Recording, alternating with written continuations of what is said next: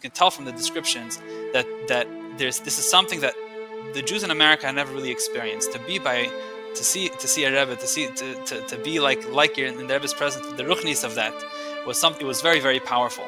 And people would later chaz the Menorah, or they would chaz things over to their shoals or to the people that what the Frierdiker Rebbe said and which parts, and everybody would compete. Who understood what and how much did you understand? I'm Yossi Kamen. Welcome to Among Chassidim by Derher, an ongoing farbrengen about life as a chassid, our vibrant connection with the Rebbe, and inspired living shaped by the way he teaches us each and every day. How are you today? Baruch Hashem, thank you for having me. Of course. It's when we started, I knew that you're going to be on.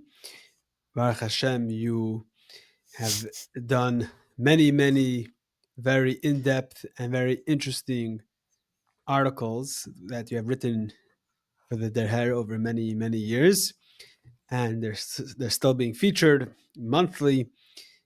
And I felt that it would be very interesting to either talk about something that you wrote about in the past, and in this case, I think there's two topics that you are researching, which are going to be featured in future Derher magazines, which I think are very interesting topics. I guess we'll give a sneak preview, and in conversation, ultimately there's going to be more details than what is going to be in print.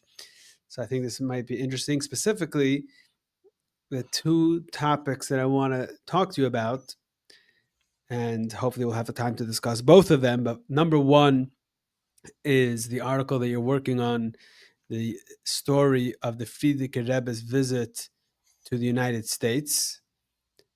Not when he moved in Tafshin Aleph, but the visit. And the second topic that you're writing about, which is very, very interesting, is the shape of the Menorah in the Beis HaMikdash and everything that entails. So let's start with the visit of the Frierdiker Rebbe. Sounds like a plan? Absolutely. Go ahead. What you have in the printed article is never going to be the same in a conversation. People, sometimes people ask, they want hashmatis from whatever we didn't put in. The reality is usually the best hashmatis we put inside, because that's what makes it more interesting. If the story is more entertaining or interesting. But yeah, you're right. There's definitely things that don't go in an article, especially about the Frierdiker Rebbe's visit to America. It's a very, very unique story, and it's so large that it really deserves a book. The Frierdiker Rebbe was here for 10 or 11 months. This wasn't a visit to visit Eretz Yisrael. The Frierdiker Rebbe went to Eretz Yisrael right beforehand in Tafish Peites. It was about 12 days or 14 days, the entire visit. He went. It was there for two Shabbosim, Shabbos Nachman and Shabbos Chazayin, and we wrote about that. And that was something that we felt like he could put into an article. But sitting with the story of the Frierdiker Rebbe's visit to America was just so immense. It was impossible to fit in everything. There were so many beautiful descriptions, so many amazing stories that Ein L'Davar Seif. I wrote on my status that I'm writing about it, and I asked, I told people if anyone has something interesting, they should send to me. I got so much stuff, and I almost didn't include any of it because the story itself. I mean, what people usually send is they found that the Frierdiker Rebbe was in their city of Shliach, and there was a news article about it, and there was a story here and a story there, and I met someone. But the story itself, as it was reported in the newspapers, as it's already been published in Chabad publications in Toldos Chabad B'Aretz Habris, the story is so extensive and so amazing that it was just never ending. Okay, I'm very excited. Sounds like I have to tell you the whole story. Yeah. So where does it begin? What first of all, what's the context? So we're talking about it was Tafresh Peites, right? Frierdiker Rebbe arrived here in the very end of Tafish Peites. Right, and he was here the whole, most of Tafish Sadik. Most of Tafish Sadik. So 1929, 1930. So he's coming from, I guess this is the next step after the podcast that we had a few episodes ago with David Margolin about the Beis Tammuz, about that whole story. And the Frierdiker Rebbe now has left Russia and has moved to Riga. And right. The trip is from Riga, right? That's from Riga, yeah. Okay, the trip. Take it away. Yeah, the Frierdiker Rebbe leaves from Riga. I mean, he went to Eretz Yisrael first. From Eretz Yisrael, he went What was the straight to purpose? America. What was the purpose of the trip? So the purpose of the trip was the fact that the Frierdiker Rebbe was now I would say pushed out of Russia, or however you would want to describe it. Till then, he was the Rebbe, he was the Nasi in Russia, in Russia, and all the Russian Jews. I mean, if you just to jump back in the history a little bit, all the Rabbeim were basically the term Nasi Ader is a very physical gashmistic one when it comes to when you talk about Russia, the Yidden in Russia, all from the Alter Rebbe down. Every one of the Rabbeim was at the forefront of the gashmistic leadership, not even Ruchniist, simply gashmistic leadership of the Yidden in Russia, of taking care of them in every way. You have the Alter Rebbe started the stories of the Kolonias, and that was with the Mittel Rebbe too. We wrote articles about that, and the Tzemach Tzedek was the stories of the Kantanistin, and there Marash, you have the stories about the pogroms. There Rashab, you have a million different Askanis things that he did on behalf of the Yidden in Russia. And in general, in Russia, the understanding was that if you ask a Jew in Russia who is the leader of Russian Jewry, he would tell you the Lubavitcher Rebbe. And maybe the Misnagid also. In other words, if they were Chassidim and they were Misnagdim, so in the time of the Mittel Rebbe, you had the Mittel Rebbe and Rebbe Tzil of Volozhiner. Or you had, in the time of the Rebbe Rashab, there's Reb Chaim Mezer or Reb Chaim Brisker and the Rebbe Rashab. But they were always viewed as at the forefront. And this is actually, it's interesting, it's not the case with of the other branches of Chabad. There was Kapos, there was Liadi, there was Niezhin, the other sons of the Tzemach Tzedek who became Rebbes in their own right. You don't see the same level of I don't know what the right word would be, but you don't see that same idea. The Rebbe's in Kapos or Liadi, if you look in Beis Rebbe, the way he describes them, he says they said Chassidus and they were Mekabel B'Seir Panim Yafes and Chassidim who came to visit them, and that was the basic relationship. It was a Rebbe who says Chassidus, and he's Miyayitz and Chassidim who come, and that he's their Rebbe. But by the Rebbe Rashab, he writes on a whole different level how tut mit the Yunga, and he's in the leadership, and so basically what you have at the end of by the Frierdiker Rebbe's times, there were many Rabbanim, many Rosh Yeshiva that simply, when it came communism, they just picked up and left. And they said, we can't be from here. It's clear that the Russians are trying to shut everything down. We're leaving. And anyone who could leave. And they sent all the Yeshiva Bachim over the border. And many famous names of people who did that. There was tons of Yiddishkeit. They were talking about the whole Belarus, the whole Ukraine. It was full of Rebbes and Chassidim and Misnagdim and Yeshivas and all sorts of stuff. And Lita, parts of Lita, yeah, I'm not sure. Lithuania wasn't part of the Soviet Union at the beginning. But there were portions of it that probably were. So you have all these people running away, and I've even heard from various historians a criticism: why didn't the Frierdiker Rebbe leave? Why? Because there's no future. If there's no future, if we know that the future is everyone's going to be underground, we'll just tell all the Chassidim to leave. But if you read a little bit about the history of where the Frierdiker Rebbe, of the background of where the Frierdiker Rebbe is coming from, to leave means to abandon your children. You don't, if the communists would tell you you could leave Russia, but you have to leave your babies behind. You don't leave your babies behind.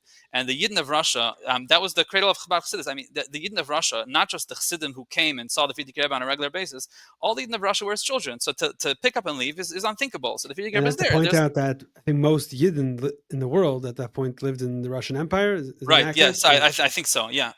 By that time, America may already have been bigger.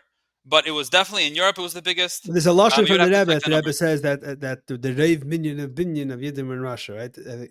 Right. Yes. There is such a letter. I don't know at what point there was. I don't know if Rebbe was talking about then. No, you're right. It was Yudbis Thomas. Yeah, I think it's about that kufa. So the Frierdiker Rebbe is not leaving, but then the events of Yudbis Thomas happen, and at the end, the Frierdiker Rebbe is forced to leave. So, and he writes the letter on the train. There's a very beautiful letter where he writes.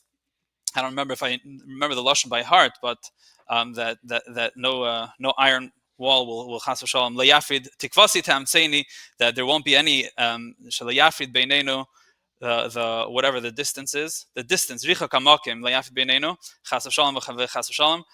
And the whole idea of being in Riga is that it's very close to Russia, and that he can still deal with Russian Jews and take care of them, and he's fundraising for them, and he's writing letters to them, and the Frierdiker Rebbe is not abandoning them in any way. It just the Mikeach HaMetzias, now he's stuck in Latvia.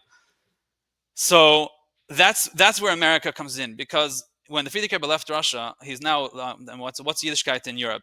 There's Poland, there's Hungary, there's Latvia. These are all places where Chabad is actually not very commonly well known. Not dominant. Not dominant at all. And many of them never even saw Mera Chabad Chassid. They never even heard of Chabad. There's Yeah. I heard it from Avram Flint, Alav Shalom, Machutin, Crown Heights. Says his mother was from Lodz. They said my mother always used to say in Lodz we never heard of Lubavitch. Punk there was, I think Rav Zalman Schneerson was in Lodz, I believe, but there were Right. some Lubavitch. But Right. that was the idea. Like in Russia, everyone knows Lubavitch. In Poland, we never heard of Lubavitch Yeah, yeah. It was just until this strange that there was a name. Like my own grandfather also grew up in a shtetl in Romania, Mendy Greenberg, and I don't think they didn't even hear of Chassidim. Forget about like they were just simple Jews. They had never even the word Chabad for sure. They had never heard of.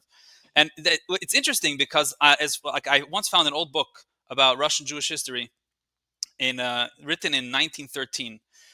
And it's like while Russian Jewish history is still happening, and the guy is writing the history, and he writes about the Hasidic movement of Baal Shem Tov and the different, and he says there's Rebbe's in Hungary and there's Rebbe's in Poland, and he describes them, as a historian might describe them, and then he says, but the Rebbe's in Russia are different, and and there's three, there's the Alter Rebbe, the Middle Rebbe, and the Tzemach Tzedek.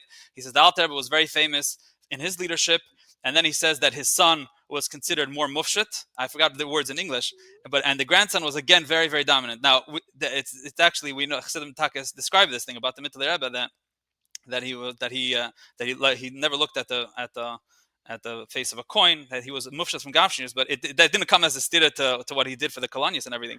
But that's how he describes it. And in other words, by him, as far as the Yiddishkeit in Russia, the Lubavitcher Rebbes are very, very present.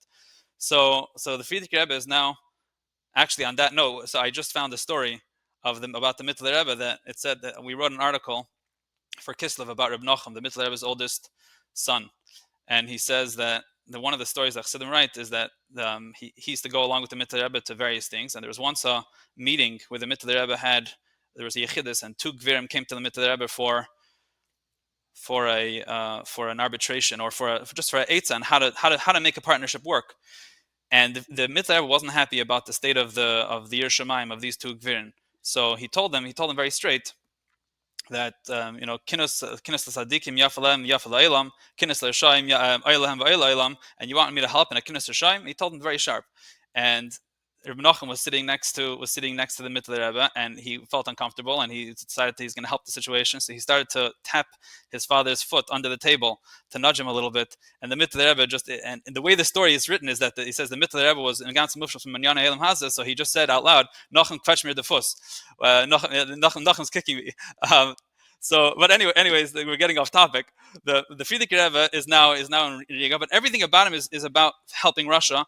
And the Yidden in Poland and in Latvia and in all these new places, they don't, and maybe Latvia is different, but Poland and Hungary, that's not their issue. That's not what they know about. It's the Frierdiker Rebbe is like a new person showing up. They hear that there's Jews in Russia that are suffering, and they're all willing to help, but they don't really. It's not their story. But America is very unique because all the Yidden in America, a vast majority of them were coming from the Russian Empire. So by then you have already millions upon millions of Jews who came from Russia. In the early years, it was not people that were very excited about their Yiddishkeit. The Rabbeim were very against people moving here, and most of them did it like if they asked, they didn't really get rishus. But regardless, there were tons and tons of Yidden, millions of Yidden living here. These were all Russians. Their parents were Russians, or they were Russians, or their grandparents were Russians. And you have a huge amount of Chassidim, of Einaklach of Chassidim. No, when they say that Tzemach Tzedek had 600,000 Chassidim, it didn't mean that 600,000 people were coming for Rosh Hashanah. It meant that the Chassidim who came to the Rebbe in those days were like the Klei Kodesh, the Rav of a city, the Sheikhet, the people who are really a little more in the know. But every Pashta Yid in the town that they lived in knew that there's a Rebbe, and they knew that the Rebbe would take care of them. And if they needed a bracha, they wrote to the Rebbe. And but they were still very simple Jews. That didn't change the situation. So they come now. So let's say their kids or grandkids come to America. They're Russians. They have an affinity for Russian Jewry, and also they have a very close relationship with Chabad. They know that the father, the grandfather, the great grandfather either went to the Rebbe or saw the Rebbe when the Rebbe came to visit them. And there's tons of Nusach Harishos in America. I believe there were, when the Frierdiker Rebbe was in jail and Agudas Chassidic Chabad was lobbying the American government to help the Frierdiker Rebbe, they wrote that there's 100 or 200 Nusach Harishos, and on behalf of 200,000 followers. The Frierdiker Rebbe has 200,000 Chassidim in America. That wasn't a lie. That wasn't an exaggeration. There were 200,000 people belonging to Nusach Harishos. Maybe it was a slight exaggeration, as you can expect, but there were many hundreds of thousands of Jews that belonged to Nusach Harishos and that had a history with the shaykhs to Chabad. So it's only natural for the Frierdiker Rebbe to say, okay, so now if we're working to help the Russian Jews, where are you going to fundraise for them? Where are you going to raise awareness for them? It's going to be in America. And that's why, that's where the story, that's why it looks like, that's why it seems that he chose to come to America right then. So the stop to Eretz Yisrael on the way is, I mean, I know the Rebbe explained it once, right? The Rebbe said that all of the Rabbeim never went to Eretz Yisrael, period. And the Rebbe said, and this, that Frierdiker Rebbe went to Eretz Yisrael is because he didn't have access to the Eilim of the Rabbeim, because he couldn't be in Russia. So he went to Eretz Yisrael to the Mekemes HaKadoshim instead. So is that the reason? Is that the only reason that we know? Yeah. The Frierdiker Rebbe said that too. The Frierdiker Rebbe also said that he's going to the oil. It's clear in the Frierdiker Rebbe's writings. Obviously, with the Frierdiker Rebbe traveled a lot, and the Frierdiker Rebbe went to see Chassidim everywhere. So when he goes to Eretz Yisrael, he's going to see the Chassidim there. And in America also, he's obviously coming to visit the Chassidim in America. That's obviously a big part of it. But I don't know if that would be the central reason. Now there is that was the official reason when the Frierdiker Rebbe announced that he's coming to America. It's on behalf of Russian Jewry, to raise awareness for Russian Jewry, to raise funds for Russian Jewry, but there was also the aspect that the Frierdiker Rebbe was not looking to settle in Riga. Even the stationery says Riga, Latvia is Zmani, temporary. The Frierdiker Rebbe always wrote that he was living there only temporarily. So he was looking where's going to be the next place for Chabad headquarters. And Lapayala was Poland, but we know that he was looking in America. There's a svara that the Frierdiker Rebbe would stay. Not only a svara, it's not only a svara. It's clear, it's obvious, and it's documented. And even in the articles themselves that describe the Frierdiker Rebbe's visit, so first of all, they say that it's on behalf of Russian Jewry. Then also, a lot of times you see that the Frierdiker Rebbe is coming to see the state of American Jewry. That's what like Rashag explains it to one reporter. He wants to see what's going on in America because the Frierdiker Rebbe Taka started working. I mean, America in those days was a world away. But even the Rebbe Rashab in the last final years, he told the Frierdiker Rebbe, he told Shmuel Levittin, I think, would say that he heard from the Rebbe Rashab that we have to start looking at America. And there were certain Chassidim from the Rebbe Rashab, but the Rebbe Rashab told him to move to America, like Saul Jacobson, right? There's, I think, a few people like that. They moved in the time of the Frierdiker Rebbe. I think we wrote in the Derher that Avram Elia Axelrod seems to be the first person that moved to America with the permission of the Frierdiker Rebbe, of any of the Rebbeim. There were people who came before. There was a chassid, his name was Reb David Shifrin, who was the center of all Chabad and Yanim in America, but he didn't ask permission before he went. He went, and he told the Rebbe Rashab that he's going, and then he did a lot of work on behalf of the Rebbeim in America. Before him, there was also Reb Avram Chaim Rosenbaum. There's a very interesting book, Tildas Avram Chaim. He came to America too. He came because he was running away from the Russian police. They were trying to arrest him. He had already sat in jail for helping Bachram evade the draft. So he came to America. Even before him, there was Rabbi Vidrovitz. I forgot his first name, but he was a chassid of the Tzemach Tzedek. He was one of the editors of the Shut Tzemach Tzedek when it came to print. He was a chassid of the Tzemach Tzedek. He was the Rav of Moscow, and then at some point the Russians kicked all the Jews out of Moscow, so he came to America. And he's the first known serious chassid of that caliber that lived in America. But that was all very, very small and very, very little. There were some more also. Later there was, So now by the time the Frierdiker Rebbe is coming, once World War I broke out, many from people came, many Chassidim came too. And after the Russian Revolution, there was even more. So by the time the Frierdiker Rebbe is writing is coming to America, there's a very decent group. There's Rabbi Yisrael Jacobson. There was Elia Simpson, I think, lived here. There was a whole long list. Actually. We just wrote about the Frierdiker Rebbe's Malamed that lived in Worcester. We just wrote about that. Right. Yeah, Meisha Binyamin the Malamed, I think. And there were many other Chassidim, but even Tmimim of people like, so the Frierdiker Rebbe's Malamed is not someone that we know as part of, I don't know if he has Inakach and Lubavitch today, but even from like the Lubavitch that we know, the families that are here, there are already many that came. There was Yechanan Gordon came very early, Elia Simpson, Yisrael Jacobson. And there was a whole long list. Shalom Posner also came early-ish. Shalom Posner came, he was in Eretz Yisrael when the Frierdiker Rebbe visited Eretz Yisrael, and I think he was doing bricklaying, and the Frierdiker Rebbe told him not to stay in Eretz Yisrael and to move to America and to go on Shlichus in America. So he came right then. I believe he came very quickly, right while the Frierdiker was in America. I think that's when they moved, but I could be mistaken. So, but one of the reasons, so the Frierdiker Rebbe says that it's a time to look into American Jewry, and that was something the Frierdiker Rebbe already did years before. The Avram Elia Axelrod's father his name was Shlomo Aaron Axelrod. He was living in Marietta, Ohio, in a little town here, and the Frierdiker Rebbe wrote to him that there's 50 states, and every one of those 50 states must have shuls and yidden and nusach shuls.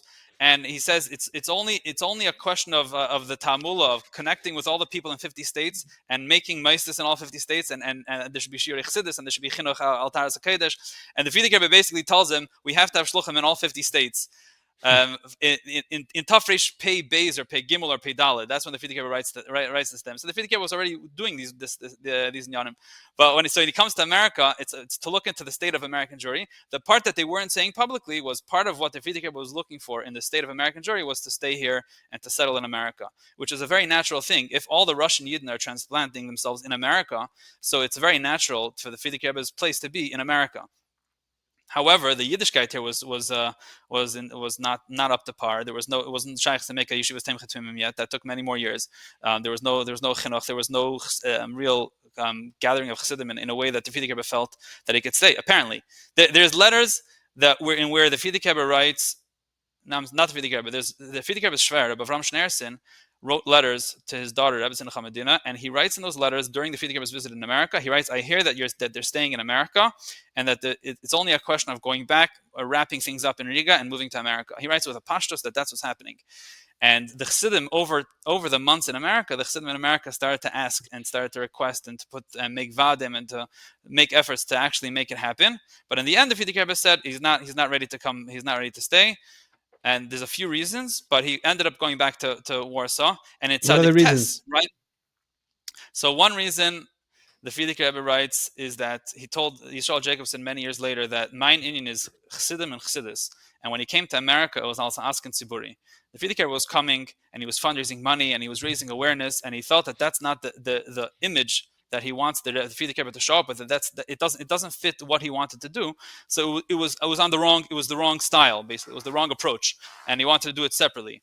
There's another one where the Frierdiker Rebbe just said that the Ruchnis is not there. And when the Frierdiker Rebbe wrote to Chassidim that he's not staying in America, he said, keep on making bimiyas shiur chassidus, keep on working on chinuch hakosher, keep working on all these things. And the implication is pretty clear that as soon as America is an appropriate place for the Frierdiker Rebbe to come and to open Tamei Tumim, for example, then he's going to do it immediately. And in Tzadik Tes, Rabbi Yisrael Jacobson spoke. The Frierdiker Rebbe told Rabbi Yisrael Jacobson that he's coming to America. They already made plans right before World War II broke out. It so happens to be at the exact same time that Rabbi Yisrael Jacobson brought the American Bachram from Ter Vadas to Tamei Tumim in Poland.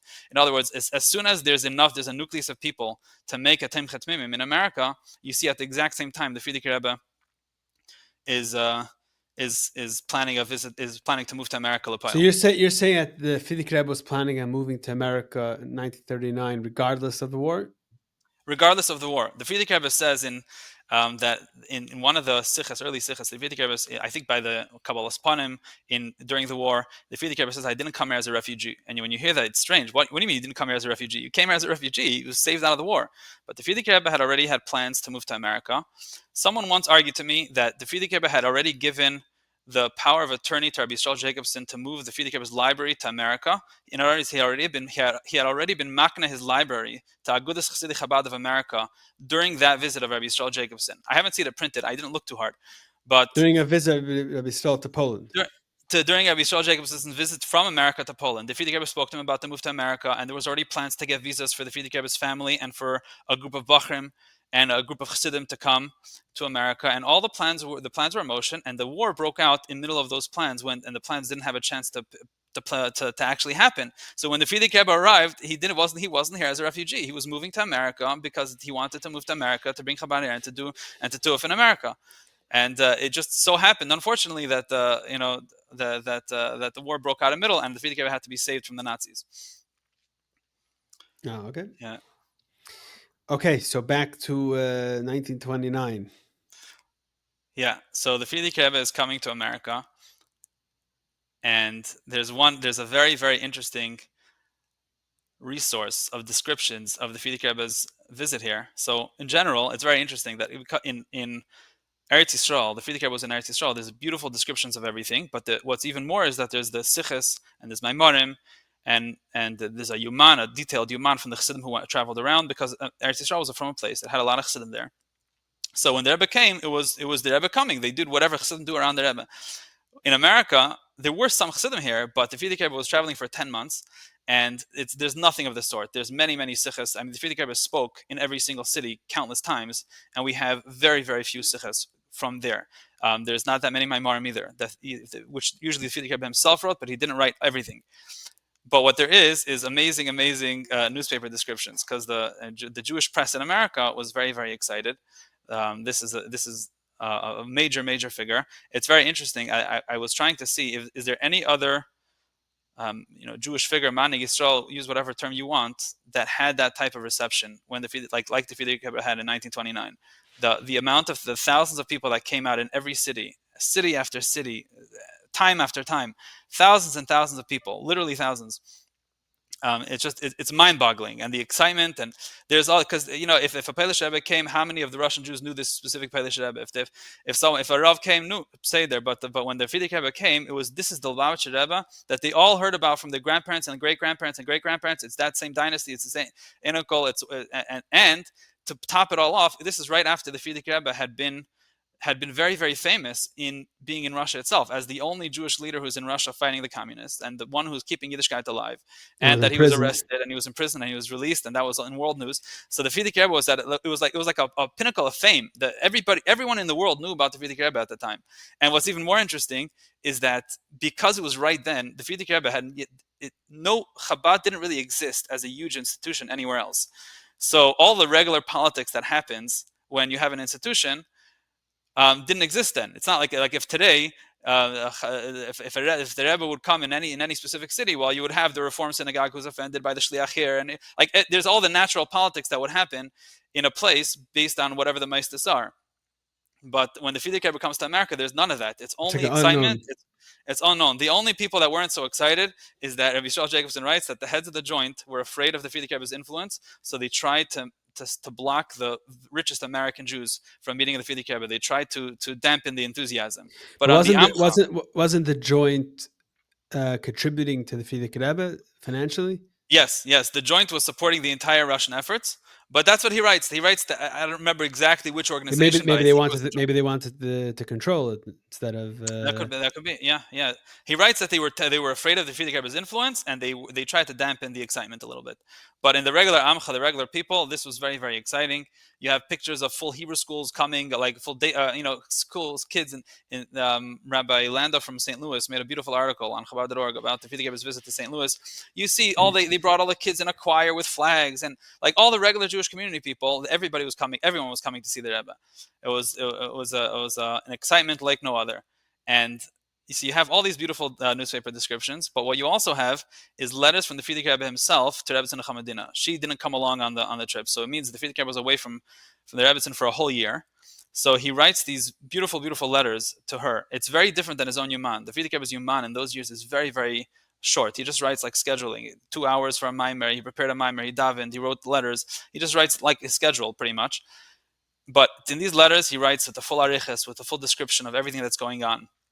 And he writes also, like, it's almost surprising to write how candidly he's writing, to see how candidly he's writing about the success and about how many people. And he always ends off, 1,000 people came, 500 people came, 2,000 people came, and he writes that they say that Amerikanische Yidden are quick to warm up and quick to cool off. So, and it seems like almost he, in other words, the Rebbetzin there for a whole year, so the Frierdiker Rebbe is trying to give her a taste of what is really was tut menufda and what's being accomplished. And like in the opening letter, is he writes, it's very interesting how he says that on the ship to America, usually the Frierdiker Rebbe traveled a lot. He didn't always travel with a big entourage. He traveled with a few people. So he has a cabin on a ship, and then if you don't sit in the cabin all day, you go sit on the deck, or you sit in they had writing rooms, and the Frierdiker Rebbe would sit with a ksav, or with papers, or with whatever he was doing to write, or to learn, or to read. And he said he was always and he writes that he's always comfortable. He doesn't care that people stare at him.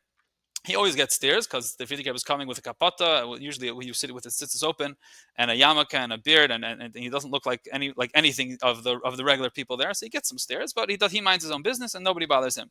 Then he writes that on this ship the same thing happened. But at some point, like 2 days before they arrive in America, all of a sudden, when he came out to the deck, he noticed that the whole ship was staring at him. The people were whispering, things were going on. There was a big tararam around the Frierdiker Rebbe being there. And then he writes that later he heard that the captain of the ship had just received a message from land saying that before you come into the harbor, you're going to stop. There's a small boat, a tugboat's going to come meet you, and there's a very important personage on your ship, and he's going to be taken out on this boat instead of going through the regular customs of Ellis Island or wherever it would have been. And he's going to get his someone's getting VIP treatment. And he heard that. He told people on the ship. Suddenly they that there's a VIP person on the ship, and the Frierdiker Rebbe says he walked out, and all of a sudden he sees everybody staring at him, and nothing happened. But then he came to America. He came to America, and Didn't the Frierdiker Rebbe get very sick on the trip on the boat? That's a story about Dr. Wallach. While he was No, actually, it probably wasn't that ship. So the Frierdiker Rebbe left Eretz Yisrael to come to America, but the way you did that was through Europe. He went on a ship back to Berlin. In Berlin, he met with the Rebbe and the Rebbetzin and other Chassidim in Berlin, and then he went from there. From Berlin, he came to America. So it's really an independent. So the trip to Eretz Yisrael is an independent trip. He didn't go back to Riga, but okay, I'm saying he was. It's. But yeah, but came back to Europe. Then he went came back to Europe. Exactly, yeah. In the middle, there was a few days that he was in Berlin.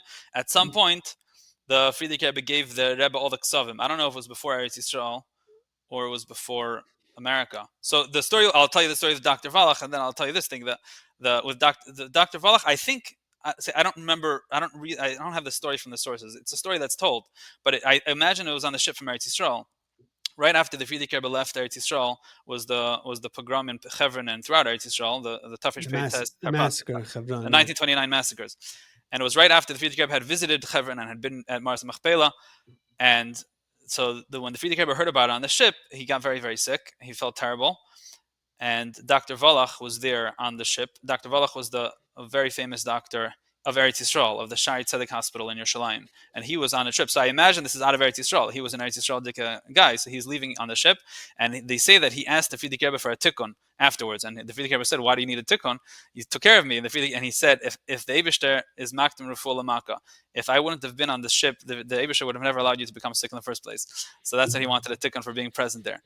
So in Berlin, the Rebbe came there. The Rebbe was living in Berlin, and the Frierdiker Rebbe came there and gave the Rebbe all the ksavim. By the way, when the Frierdiker Rebbe left, for example, for Tishrei, the Frierdiker Rebbe put the Rebbe in charge of the Chassidim during Tishrei and Riga. That's a whole other thing. And recently a newspaper article came out about that, how the Rebbe angeführt with the Chassidim. I didn't see that.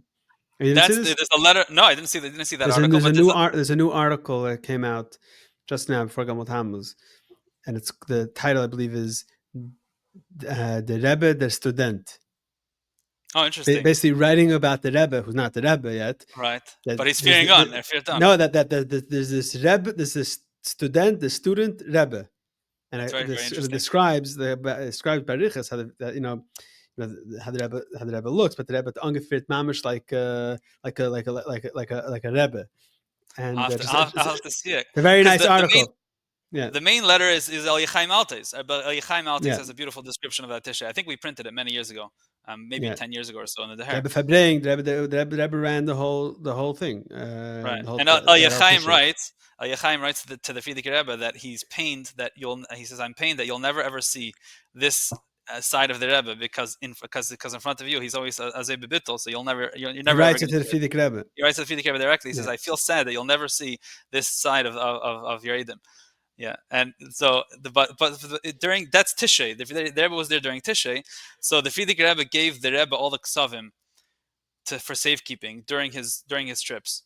And someone told me something very interesting. All the ksavim of the Rebbeim. The Frierdiker Rebbe had suitcases, or one suitcase, where he kept all the ksavim of all the Maimarim of the Alter Rebbe, Mitzvah Rebbe, Tzemach Tzedek, Rebbe Marash, all the early ksavim of the Rebbe Rashab, whatever he had, whatever the Rebbeim kept. Those weren't part of the regular library. That was a special suitcase, or a few suitcases that he kept. All the ksavim were there. And he watched over it like it was in the Yechidus room by the Frierdiker Rebbe. It was behind this chair in the fireplace. There was it looks like a fireplace. It's a closed fireplace. That was where the ksavim were held. So during his trip to America, the Frierdiker Rebbe gave it to the Rebbe, and that's when the Rebbe made all the mafteches of Chassidus, and that's when he made copies of Ayin Beis and Samach Vav and all the chassidus that the Rebbe printed later, because many of those ksavim, I hope I'm not mixing up a few stories here, but those ksavim were later stuck from after when the Frierdiker Rebbe ran away from the Nazis. Many ksavim got stuck there, and they only came back with the ksavim from Poland that I believe you wrote about maybe 15 years ago in the Derher, a very interesting article. Yeah. So there was no so all they had was Lamed the Rebbe's Ches. copies. Lamed Ches, yeah. So till Lamed Some Ches, we of had only some the of Rebbe's Lamed copies. Zayin. Yeah. Right. So we only had the Frierdiker Rebbe's copies, the Rebbe's copies. And what's interesting is someone told me that if you look in the Rebbe's Mafteches, there's things missing there. Not only the siches from the Frierdiker Rebbe in America are missing because nobody was there to write them, but even the Maimarim, the Frierdiker Rebbe said Maimarim in America. Before leaving, he took with him the ksavim that he wanted to base the Maimarim off of. The Frierdiker Rebbe says a Maimar, any that Rebbeim said a Maimar, it's based on a Maimar from the previous generations or a few Maimarim. So he took with him the specific ksavim. He planned ahead. He took whatever ksavim he wanted for the year. So when the Rebbe wrote all the Mafteches, there's missing Dibra Maschels from the collection, and if you look carefully, it's the same Dibra Maschels that the Frierdiker Rebbe says in America. That's just an interesting aside about what the Rebbe had. But why didn't the Frierdiker Rebbe want to take them with him to America? I would imagine it was probably a safety thing. You know, schlep it on a long journey, and who's going to be. I thought he was probably more safe in Berlin. Okay. So yeah, the Frierdiker Rebbe came, and so he came to America. It was Yud Beis Elul Tafresh Peites, right before Tishrei. He came to America. That's when the visit started. Among Chassidim is brought to you by A Chassidisher Derher. We live in a chaotic world, a world where for us Chassidim is a seinu, lei ra'inu, we do not have the ability to hear and see the Rebbe on a daily basis. Yet we know that the Rebbe is very much with us, and the Chassidus Chabad is alive and thriving more than ever before. One needs to only tap into it.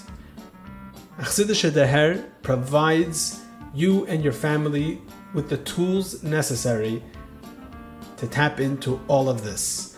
Whether it's the monthly magazine, the way it all began, whether it's Derher books, Derher online content, and so much more. Men, women, and children throughout the world benefit and use these tools on a daily basis. Whether it's children enjoying the children's magazine that comes along with the regular Derher, or enjoying the children's podcast, whether it's Bachrim in yeshivas receiving the Derher, whether it's girls in high schools enjoying Derher club in their local high school. People all over the world and from all walks of life enjoy and utilize these tools and take advantage of it. If you're not already subscribed to Derher monthly magazine, do so today at derher.org. That's derher.org. Derher is a dynamic organization which is committed to continue providing these tools, grow on a constant basis, and do all that we can to help this effort. Baruch Hashem, it takes a lot of resources and finances to make this all happen. You can be part of Derher through your financial support as well, through visiting our website derher.org, or through contacting us to setting up a meeting. Thank you very much. Enjoy the rest of the podcast. And you see from the very beginning, another interesting thing, I don't know if we wrote much about this in the article, is that the Chassidim, there's a small group of Chassidim in the current article. And the article was written, it's coming out in Cheshvan, Mirz Hashem. So there's a small group of Chassidim who have to take care of the Frierdiker Rebbe. Yisrael Jacobson is the main person, and he also wrote his Zechreines. There was Agudas Chassidic Chabad, so there were people like Chazak Kramer, who was the head of the Agudas Chassidic Chabad, but he wasn't a Chassid, he was a Balabas. And there was Mendy Greenberg, was another, I think that was his name. I think it was Mendy Greenberg, that was the head of Aguch on the Chassid, he was the Chassid that was the head of the Aguch. And there was a bunch of young Galite. And suddenly, the Rebbe is coming. How do you treat the Rebbe? The Rebbe is showing up. You have to make sure that the Rebbe has a place to stay, and that the Rebbe is fed, and like whatever you would think. And for Chassidim, they're going out of their minds. How in the world are we going to take care of the Rebbe? And the Frierdiker Rebbe is coming. The people that usually took care of the Gashmis of the Frierdiker Rebbe weren't there because that was his family. And the Rebbe Tzin is staying home, and no one else is coming. It was the Frierdiker Rebbe came with Rashag, and a few other people in his entourage. There was Mordechai Dubin came at the beginning for a short period of time. Reb Moshe Harnstein, the Frierdiker Rebbe's uncle, was there also during the visit for, I think, a period of the visit. And there were two secretaries, Chaim Lieberman and Itche sorry, and Chachafagin. Shafeg. They were Chachafagin. So those two, the two secretaries, they came a week early to help set things up. And they were okay. So the Chassidim had to try to figure out where's the Frierdiker Rebbe going to stay. So Elia Simpson, Rabbi Simpson was the Rav of a shul, and they had just built a new shul in Borough Park, and there was an apartment on top of the shul where he was going to live. And they said, perfect. We have a shul. We have an apartment for living. It was brand new, so he said it's perfect. And Rabbi Simpson was excited that the Frierdiker Rebbe was going to inaugurate his own home. That's the biggest covet in the world.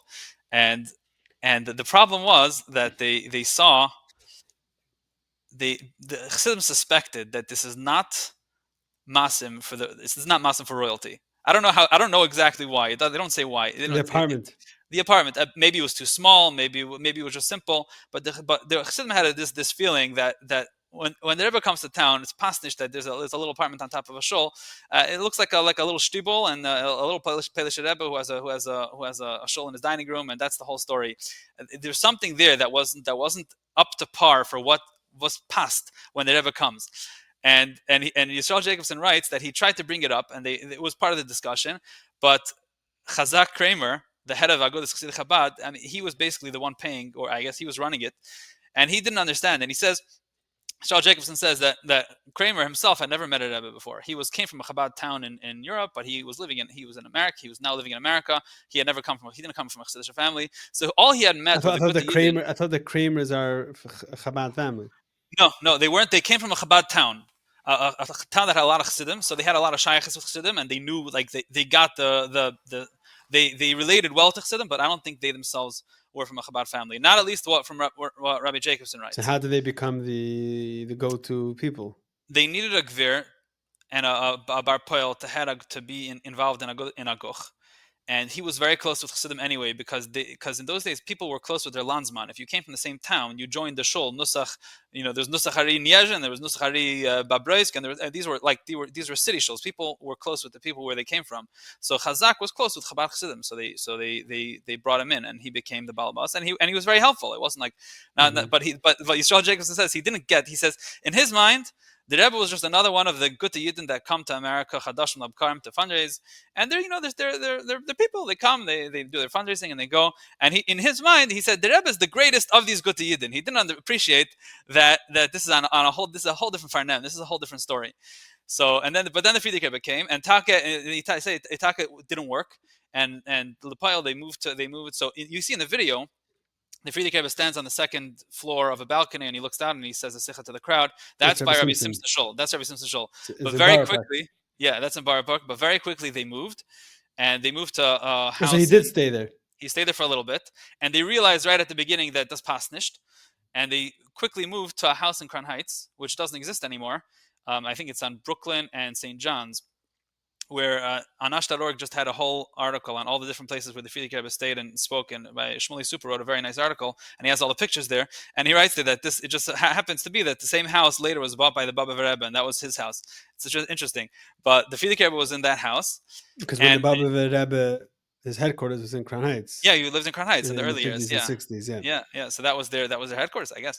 And that house doesn't exist anymore. No, the house. It's a building. It's a building. I believe it's a building. Or something like that. But then it was a nice house. I saw the picture from the. A big, beautiful home. Yeah, and you can see right away that it's much more malchustic than the original place that they had, which was a shtibel and an apartment. I'm sure it was okay and decent, but it wasn't what they needed. And Yisrael Jacobson writes even more that they didn't understand how to keep a place. Like he said we were batlonim grina yeshiva bachrim adayim azeh. That's what he writes about himself when he was writing the story. And he says that they didn't know how to prepare food. They didn't know how to. So at some point they didn't know how to keep a place clean, and they realized that this is a big problem. They didn't know what they're doing. So they hired someone. They hired a bacher who worked in one of the high class hotels and knew how to serve a meal and knew how to set up a place and knew how to. So when they bring food to the Frierdiker Rebbe, it should be like on the highest level anywhere. And he told them he saw the Frierdiker Rebbe. He would bring the food to the Frierdiker Rebbe, and he said later that he told them that the Frierdiker Rebbe's table manners are at the highest level of even the most aristocratic circles, which confirmed to Rabbi Jacobson that he didn't know what he was doing. I'm like, but the other problem he writes is that the Frierdiker Rebbe didn't eat. He writes that Chachafagin would complain to him when he walked. He came once to see the Rebbe after they came back from a visit to another city. He came back to New York, And he comes to Chassidisher Derher, and Chassidisher Derher says he doesn't know what to do. The Frierdiker Rebbe doesn't eat anything. And the first thing was that on a day the Frierdiker Rebbe came to a new town, he would fast. And when he came to Chicago and 10,000 people come out to see the Frierdiker Rebbe on the streets, and then he would go to, there would be a big Kabbalas party in a shul where thousands more people would come see him, and then people would come for Yechidus. That day, the Frierdiker Rebbe wouldn't eat anything. And Yisrael Jacobson says that he heard from Nissen Talushkin that the Frierdiker Rebbe said, maybe he heard this even from the Rebbe Rashab, Kavod darf man eis darin. You have to fast out kavod. On a day the Frierdiker Rebbe got kavod, he didn't eat anything, and that was just, it was a rule. There's no food. Yeah, because it was a ruchnistic thing. The Frierdiker Rebbe, if he's getting kavod, and based on it's not us to imagine what the Rebbeim, what the kavod feels like, but whenever there was kavod, the Frierdiker Rebbe didn't eat. And then even after that, he wasn't eating. I think in the Yomana, the Frierdiker Rebbe himself, he writes on Pesach, which Pesach was extra because of all the Hidurim that what the Frierdiker Rebbe wanted to eat. On Yom Tov, the Frierdiker Rebbe ate only the shiurim of Sudas and by the Seder. Basically, didn't eat anything else, and some hot water. On Chalamayid, on one day or maybe 2 days, you ate like 2 hard-boiled eggs that Chassidisher boiled up. That the Frierdiker Rebbe didn't eat, and Chassidisher was going crazy, and he said he felt like the Rebbe's here. The Rebbe's on his achrayas because there's no one else. But which chassid is going to tell the Rebbe that you have to eat? That's not something that chassidim do. And Yisrael Jacobson writes that he Ozar Emetz and he gathered the courage and he went into Yichidus and he told the Frierdiker Rebbe that the Bnei Bayis are not here to watch on your health and we're all very worried and the Rebbe should eat. The Rebbe shouldn't fast so much. And the Frierdiker Rebbe basically mocked him up and he said, I don't need the food, whatever. And he said, yeah. The Frierdiker Rebbe told him, Taka, when your wife made a kichlach, Taka last night we came back. I ate 1 kichel from that your wife made, Chalav Yisrael kichel that they had made sure that they had worked very hard to prepare. So the Frierdiker Rebbe says, Taka, his wife worked hard. The Frierdiker Rebbe says, I Taka ate 1, but only 1 and not the whole thing. And it's very interesting to see the whole description, and it continued throughout the whole visit, where the Chassidim, the close Chassidim are struggling on how do you treat the Rebbe? Like what are we doing here? There's one forward article that a very interesting forward article where the forward correspondent in Washington D.C. Farvards, yeah, the Yiddish Farvards, which you can imagine is not exactly a newspaper that is excited about from a Yidden or Torah and mitzvahs and anything like that. So the correspondent in Washington wrote an article about his visit with the Frierdiker Rebbe in Washington. At the very end of the visit, the Frierdiker Rebbe came to Washington D.C. and met with President Hoover. Yeah. He met with President Hoover, and he said it was to thank President Hoover for his efforts on behalf of the Jewish people and for the Jews of Russia. And there's no details about the meeting, at least not printed. Maybe somebody has, and I don't have access to that. But there's no details of what actually happened in the meeting. It's just we know that the Frierdiker Rebbe went there and spoke and met with the president. So, but this forward reporter writes a whole article, and he describes the whole arichis, how he imagined how disappointed he would be. He thought that an old-fashioned Rebbe from the old world is going to come see the president. Was bushes it's going to be, because the American Jews in those days were all about fitting in, and if you didn't do exactly what the American thing, it was considered very embarrassing. It was very, very embarrassing. So he was traumatized. He hears a Chassidisher Rebbe is going to come and visit the president. What's he going to do here? It's a disaster. And then he comes and then he writes how impressed he was and how he had a yechidus with the Frierdiker Rebbe for 15 minutes. Then he spoke with Hashag for a few hours, and he writes how he's speaking to intelligent people. He says the Frierdiker Rebbe is such an intelligent person and such a spiritual person, and it was so beautiful. And the Hashag, he was so impressed. He's so well spoken. But then he said he was pasha disappointed. He was terribly disappointed because he looked in the Frierdiker Rebbe's hotel room. He saw matzahs, and he said matzahs, old Jewish matzahs in a fancy Washington D.C. hotel room. He couldn't believe that you're bringing matzahs into the hotel room. And he says that at the end, he says in his conversation with the Frierdiker Rebbe, the Frierdiker Rebbe told he mentioned about a certain Jew, and he told the Frierdiker Rebbe, Zayid mit dem ganzen Herzen. He's a Jew with his entire heart. So the Frierdiker Rebbe told him, I'm not impressed with a Jew who's mit dem ganzen Herzen. Mit darf sein mit der ganzen Kopf, mit der Hand, mit der Fist, mit der ganzen Körper. You have to be a Jew with your entire body too. In other words, you have mitzvahs maisias. So, and then he says, and as I'm listening to the Rebbe say these words, and I thought to myself, and for sure you mean that a Jew with a whole body means you have to schlep matzahs into the fancy Washington D.C. hotel room, and he was traumatized, terribly traumatized. And then he says how he took Rashag and a few of the other people there to a kosher restaurant in Washington D.C. to eat something, and he says he was again disappointed because in a fancy establishment you take off your hat, but the Rebbe Rashab, the Rashag sat with his. He calls it He has some funny name. I don't remember what, but for the top hat, the Rashag had a tall hat that Top he hat. wore in America, a top hat, and he says that the Rashag sat with a hat the entire time. He didn't take off. He said, "You don't take off your hat," and he said he was very very disappointed. That was the extent of his disappointment there. But again, you see the Frierdiker Rebbe, schlepping matzahs in Washington D.C. That was just an interesting aspect of this of the entire trip. Um, so what was the fundraising efforts? Like the Frierdiker Rebbe met with the Gvirim, people came to the Frierdiker Rebbe. Like what was that The like? fundraising efforts were mainly the main fundraising efforts were appeals that they would make in every city. There was an official announcement in the newspapers that the Frierdiker Rebbe is going to come to us to whatever shul, and he's going to speak, and there's going to be appeals. And it was a very formal event. You would have one of the very big shuls of the city. They would find one of the biggest shuls, one of the biggest frum shuls, and you would have thousands of people there. And usually there was more people than the shul could handle. And there would be a series of speakers. We have a description of Detroit, a description of St. Louis, there's a description of Chicago, where there would be a speaker who would introduce another speaker and then introduce another speaker, and they would speak about Lubavitch in Russia, and they would speak about what the Frierdiker Rebbe did in the Soviet Union, and they would speak about the Frierdiker Rebbe in general. And like one reporter says, how the Frierdiker Rebbe was then introduced by someone who knew the Rebbe, by Rabbi Fein, who knew Rabbi Schneerson back in Russia, and he had some interesting things to say about the matter.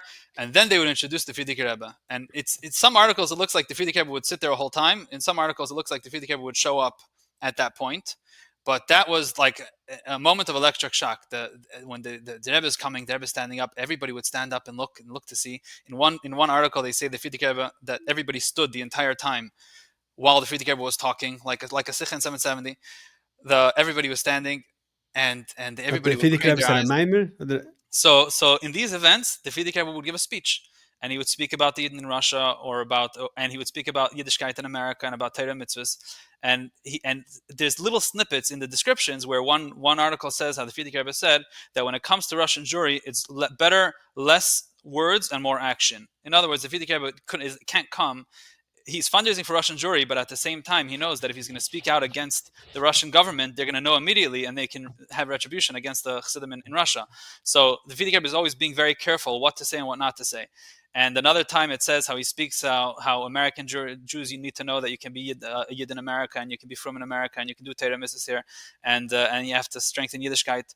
And part of that entire event, there would be an appeal. One of the rabbis gets up and says, we're making an appeal for Russian Jews. And people would take out money. I mean, in appeals, there was no credit cards or anything. It was all cash on the spot. So everybody took out cash. Maybe they had checks. I'm sure they had checks too. So people would right away just pass up money from the rafters and from the Viber shul and from the back of the shul. Money would just get thrown to the front, and they would collect it. And the problem was, the sad thing was, when 2 months after the Frierdiker Rebbe came, was the stock market crash and the Great Depression of 1929. So a lot of people did not have a lot of money. So, and the results were actually very, very not what they hoped for. In one description in Detroit, they say they collected $800 that night. In St. Louis, they got $1,600. And in those days, that was a lot more money, but this wasn't be'erech to what the Frierdiker Rebbe was actually hoping to get from American Jews for Russia. But so that was the appeal. Do we have from the Frierdiker Rebbe where he writes this? How do we know this? This is widely reported, and I think it's pretty much common knowledge. I can't remember now if it's in the articles. Yeah. Yeah, I heard the same thing. I'm just wondering if we have anything from the Frierdiker Rebbe about this. I don't recall offhand seeing anything from the Frierdiker Rebbe, a disappointment when about was the the amount of crash? money. When was the crash? It was It was in in October. Cheshvan time. I don't remember the English date, but I looked. I matched it with the Hebrew dates. It was the Frierdiker Rebbe came Yud Beis Elul or Yud Gimel Elul, and it was in Cheshvan time, right after. So the Frierdiker Rebbe was here Tishrei, and he didn't travel anywhere until Kiss the Cheshvan, Kiss the Sefer Shvat. So he started the traveling. So the traveling and the real fundraising Depression happened after the Great Depression.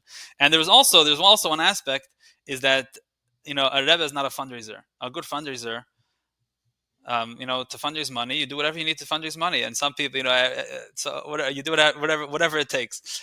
But the Rebbe is the Rebbe, so he doesn't come to fundraise money. I think the Rebbe once said a whole sharp lashon that he doesn't fundraise money. The word fundraising even was like a fagrep de lashon.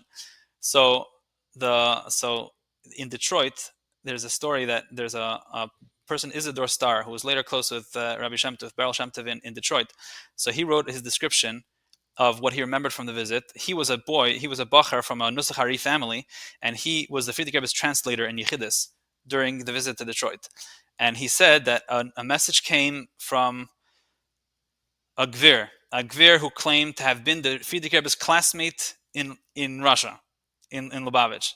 And he said he's going to give $100,000 if the Frierdiker Rebbe will come visit his home.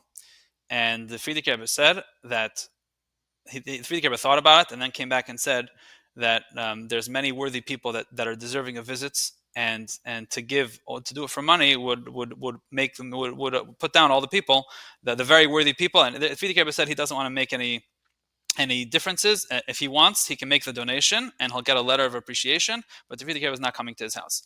And that donation obviously never happened. And from hearsay, I've heard from people that heard from people, like the way the story was told in Detroit, that from what Isidore Starr told over is that, and he didn't write this in his Zechrenis, so I don't have it on paper, but that it was also about Shmir Shabbos, that this Gvir wasn't Shemer Shabbos, and the Frierdiker Rebbe comes to a place and is telling everyone to be Shemer Shabbos. Vasvar Panim Hotis, that he goes to the guy who grew up apparently with the Frierdiker Rebbe himself in Lubavitch. Maybe he was in Cheder in Lubavitch, and now he's not Shemer Shabbos. Vasvar Panim Hotis, that the Frierdiker Rebbe is going to give the only visit in Detroit is going to be to this guy. So that's the type of thing, the type of problems you have when the Frierdiker Rebbe is, when people are giving money. I mean, it was Yana Gelt ultimately. It wasn't. It didn't bring Didn't the numbers. Frierdiker Rebbe meet with certain special people? Didn't he meet Justice Brandeis? Yeah. There were trips that Frierdiker Rebbe made, special trips. There were meetings that he made with specific people. Those you know were about like, you know about Justice Brandeis? Yes. I think it's in Tales Chabad. They write about it. There was other people. There was planned meetings, and he met with the Jewish leadership. There's a whole story. There's a whole story about this. And a shout out to Rabbi Levi Mendelov, who told me about this little anecdote, which I didn't check. I didn't corroborate this, but apparently, when the Frierdiker Rebbe, Justice Brandeis was instrumental in helping the Frierdiker Rebbe escape from the Nazis later. Now, apparently, when the Frierdiker Rebbe was in Eretz Yisrael, the Frierdiker Rebbe met with Rav Kook. Yeah. And there's a whole story because Rav Kook's mother was a Chabad family. A Chabad family, so she asked the Frierdiker Rebbe for a bracha. She was there. Yeah. And the Frierdiker Rebbe asked Rav Kook who he should be going to visit in the U.S. And I thought for fundraising purposes, but I'm not sure. And apparently Rav Kook told the Frierdiker Rebbe you should meet Justice Brandeis. Very interesting. And the Frierdiker Rebbe met him, and then later he was instrumental in helping the Frierdiker Rebbe come out of Nazi Germany. Yeah, I think so. Very interesting. Everyone should please double check if I got the whole story right. But I didn't see that story. There were definitely meetings. The Frierdiker Rebbe definitely went to meetings with major leadership. But in a regular city, he came. There was the appeal, and then people came for Yechidus. Many people came for Yechidus. There was a never-ending line of people who would come for Yechidus. And it's interesting. I think in other words, it seems like the money side was a disappointment. But what was not a disappointment was the Yiddishkeit side. Thousands of people came to see the Frierdiker Rebbe, and people went into Yechidus, and they came out with Achlatas Tevus. There was shiurim. The Frierdiker Rebbe started in places. The effect is unbelievable. You see it in the newspaper articles how they say young women who seem to be far from Yiddishkeit. The reporter says these women seem to be far from Yiddishkeit, like the North Pole to the South Pole, and yet they come and they promise the Frierdiker Rebbe that they're going to keep Taras HaMishpacha, or they're going to keep Shabbos, or they're going to keep something, whatever mitzvahs the Frierdiker Rebbe told them to keep. And the Frierdiker Rebbe himself writes, you have also a lot of descriptions, which is very special. Besides for these appeals that would make, like the Kabbalah's Panims and the appeals, the Frierdiker Rebbe would say Chassidus, and it would be at a special announcement. It was usually in a shul that was a Nusach Hari shul in whatever given city. The Nusach Hari shuls in those days were very big. In the Frierdiker Rebbe Davin on Rosh Hashanah in a Nusach Hari shul in Brownsville that had 1,200 seats. Like today, people know, like I know here in Cleveland, there's a Nusach Hari shul called Tzemach Tzedek, which is a tiny shul. It probably had, I don't know if they can fit in 100 people, but that's probably a newer shul, and the previous version of that shul probably had many more seats. That's like in the downtown areas where there are no Yidden anymore. So the Nusach Hari shuls were big shuls, and it would say all over the place. Also in Canada, Toronto had a Nusach Hari, big Nusach Hari shul. Panchi Lubavitch or Nusach Hari or Tzemach Tzedek or something like that. And they would put out notices that the Frierdiker Rebbe is going to say Achsidis or a Maimer Chassidus, and people would come, and everybody would the Frierdiker would come in. There would be crowds of people crushing, and there would be too many people outside and inside, and the whole shul would be packed to the rafters.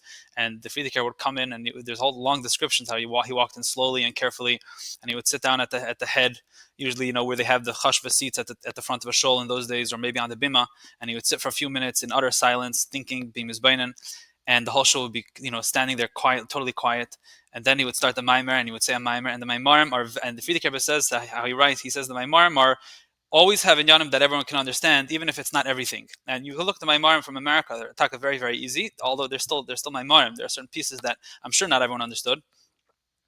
And it would be a maimer, let's say for an hour, 45 minutes, an hour and a half. The maimarim in those days were long.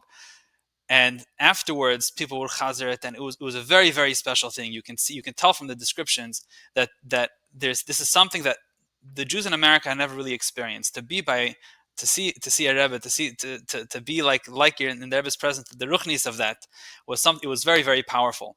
And people would later chazer the Maimarim, or they would chazer things over to their shuls, or to the people that what the Frierdiker Rebbe said and which parts, and everybody would compete. Who understood what and how much did you understand? And one of the most special things is the people who themselves had been to Rebbe. You have America was full of old Alta Yidden who had themselves gone to Rabbeim previously. If it was their Brashab, their Marash, even the Samach Tzedek perhaps. And you also had Chassidim of the other streams of Chabad. You had Kaposters, you had Liadi, you had Niezhin. There were people from all of those places, and some of them, like Babrois, the last branch of Kapos that before none of those streams existed was Babroisk. And Bishmayanech Babroisker, he passed away only 6 years before this visit. He passed away in Tafresh Pei Gimel. This is Tafresh Pei Tes, Tafresh Tzadik. So you have tons of these people that are 40, 50, 60 years old. They had been to Lubavitch. They had experienced all of this with their parents, and the newspaper articles describe how they're there and they're just in tears, and they're emotional, like it's the most emotional thing that has ever happened to them. One in Chicago, there's one description. A reporter says he sees an old Jew standing there with his kids and his eneklach, and he's dancing and he's excited and he's crying. And what are you so excited about? And he said, I can't wait to see the Rebbe is going to come. I saw his grandfather. I saw their marash, and he says, "You want to know why I'm so old? Why I had darichas yamim? Why I'm 90 years old today? Because every time I saw their marash, I got another 10 years of life. That's what it meant to see the lichtig upon from Rebbe. And now, I knew his son. I knew the Rebbe Rashab, and now I'm going to see the Enokel." And he started dancing, and you see this again and again and again of Chassidim v'asam zich upgelept, and the Frierdiker Rebbe in his own diaries and his own letters. In letters primarily, he writes. You see him. He writes how he sees when he walks out, when he shows up in the train station, when his face appears, and the looks of people. He sees how people are crying and excited all at the same time. Chedva, that the emotions were overwhelming. They were so excited to see the Frierdiker Rebbe, and brought back such memories, such strong memories from home. And the Frierdiker Rebbe always writes how, like a Yehiratzid, that it should be poil, and that should have a pull in Shechas, that these people should stay connected afterwards. And there were many people that changed after in the years following, and had a much stronger Shechas Yiddishkeit. When the Frierdiker Rebbe ultimately came to settle in America, for some reason you don't see such a thing of like the outreach to all the Chassidim all over the U.S., or maybe because the Frierdiker Rebbe just didn't travel as much. First of all, he did go, and he went to Chicago. I guess maybe the Frierdiker Rebbe wasn't traveling as much. Yeah, the Frierdiker Rebbe barely traveled when he came to America, and maybe like I said, the Frierdiker Rebbe said that time he came as Askan Tziburi, and this time he came as Chassidim Chassidus. But you do see there were letters and there were connections. When the Frierdiker Rebbe went to Chicago, part in Tafshin Beis, on the itinerary was to visit the Shir Gemara Shir that he had told people to start in the previous visit. There had been Yoga Light there that came to visit the Frierdiker Rebbe, and the Frierdiker Rebbe told me you have to start a Shir Gemara, and they had a Shir Gemara for a long time. And 10 years later, the Frierdiker Rebbe is coming back. 12 years later, and he's going to come visit. He's going to come visit this Gemara Shir. He's going to but Lepayel, Rebbe Steiner Sar passed away, and that trip was cut off, and the visit never happened. But you do see that, and you see also that types of connections in the years later by the Rebbe too. But the sad thing is that many of these people, they were basically a dying breed. If they were already 40, 50, 60, 70 years old, in all likelihood, their children were no longer had the same shaykhs like they had. And many of these people just went off. Either they came back or they went off and assimilated, and we don't have a shaykhs with them anymore. So that process was already happening. When by the time the Frierdiker Rebbe came in Tafresh Peites, Tafresh Sadik, Jews had been coming to America for 50 years. So the process of assimilation, but it happened, but it was already in full swing. So you had either the Frierdiker Rebbe caught them in Tafresh Peites, 10 years later you have to catch them again, or there's 10 years less of people that are there to work with, and that's the reality. Like even here in Cleveland, my great grandparents Zalman Kazin came here. Zalman Shula Kazin, he became the Rav of the Tzemach Tzedek Shul. The president of the Shul was a family member, their own family member from back in Russia, and who had, I think they were kaposters in back there, but he was the president of the Nus Harishal. Where's the family today? I mean, They were related they were related to us. Yes, Hmm. it was my great grandfather's cousin or second cousin or third cousin. There was a family that was the Madarsky family that they knew, and they knew they had a relationship with Alt's family. But over the generations, either the way the Rebbe said in Nasiche and on Yudis Tammuz, I think Tavshel Lamed Zayin, the Rebbe says that when he speaks about Miyu Yehudi, that we know that pretty much there's a 4-generation rule that if either you have if the parents and the grandparents are not going to have a shaykhs Yiddishkeit, at some point the grandchildren are just going to be lost, and we have no shaykhs with them anymore. So and you see that all over, and you see that unfortunately with a lot of the Nuschari people. Yeah. There's someone that I know that has a whole thesis how basically how so many famous Jews in America are mamish direct descendants of Lubavitch Chassidim, like and related to other people, So for every person there's many family members or relatives that were already here and eventually assimilated. Yeah, 100%. I mean, it's the same thing was true about Russia too. That many of the But Yidden in Russia I know. assimilated. I'm not going to say any names, but I know a few people where I live here that have Lubavitcher names, Americanized versions of Yeah, like very yeah. famous Lubavitcher names, and they're Taka related. I mean, Or they Chassidisha know that they're towns. related. There's also Yeah, Chassidisha towns. There was similar things, similar names. There's many. Yes, there's no question. So the Frierdiker Rebbe there was making the shaykhs in the Tafresh Beites. I mean, there is a continuation in Tafresh Tzaddik. This Isidore Star in Detroit, for example. He was the translator for the Frierdiker Rebbe during his visit in Tafresh Beites. Well, his family came. He came from a Nusachari family. His father, he writes, when the Frierdiker Rebbe when they heard the Frierdiker Rebbe was coming, that it was the Simcha and Shtat in his house. It looked like a Yom Tov if you would walk inside. That's the level of excitement. Even though his father had never seen the Rebbe or any of the other Rebbeim. But then later he writes that he was at the inauguration of Tim Chatumim on Bedford and Dean.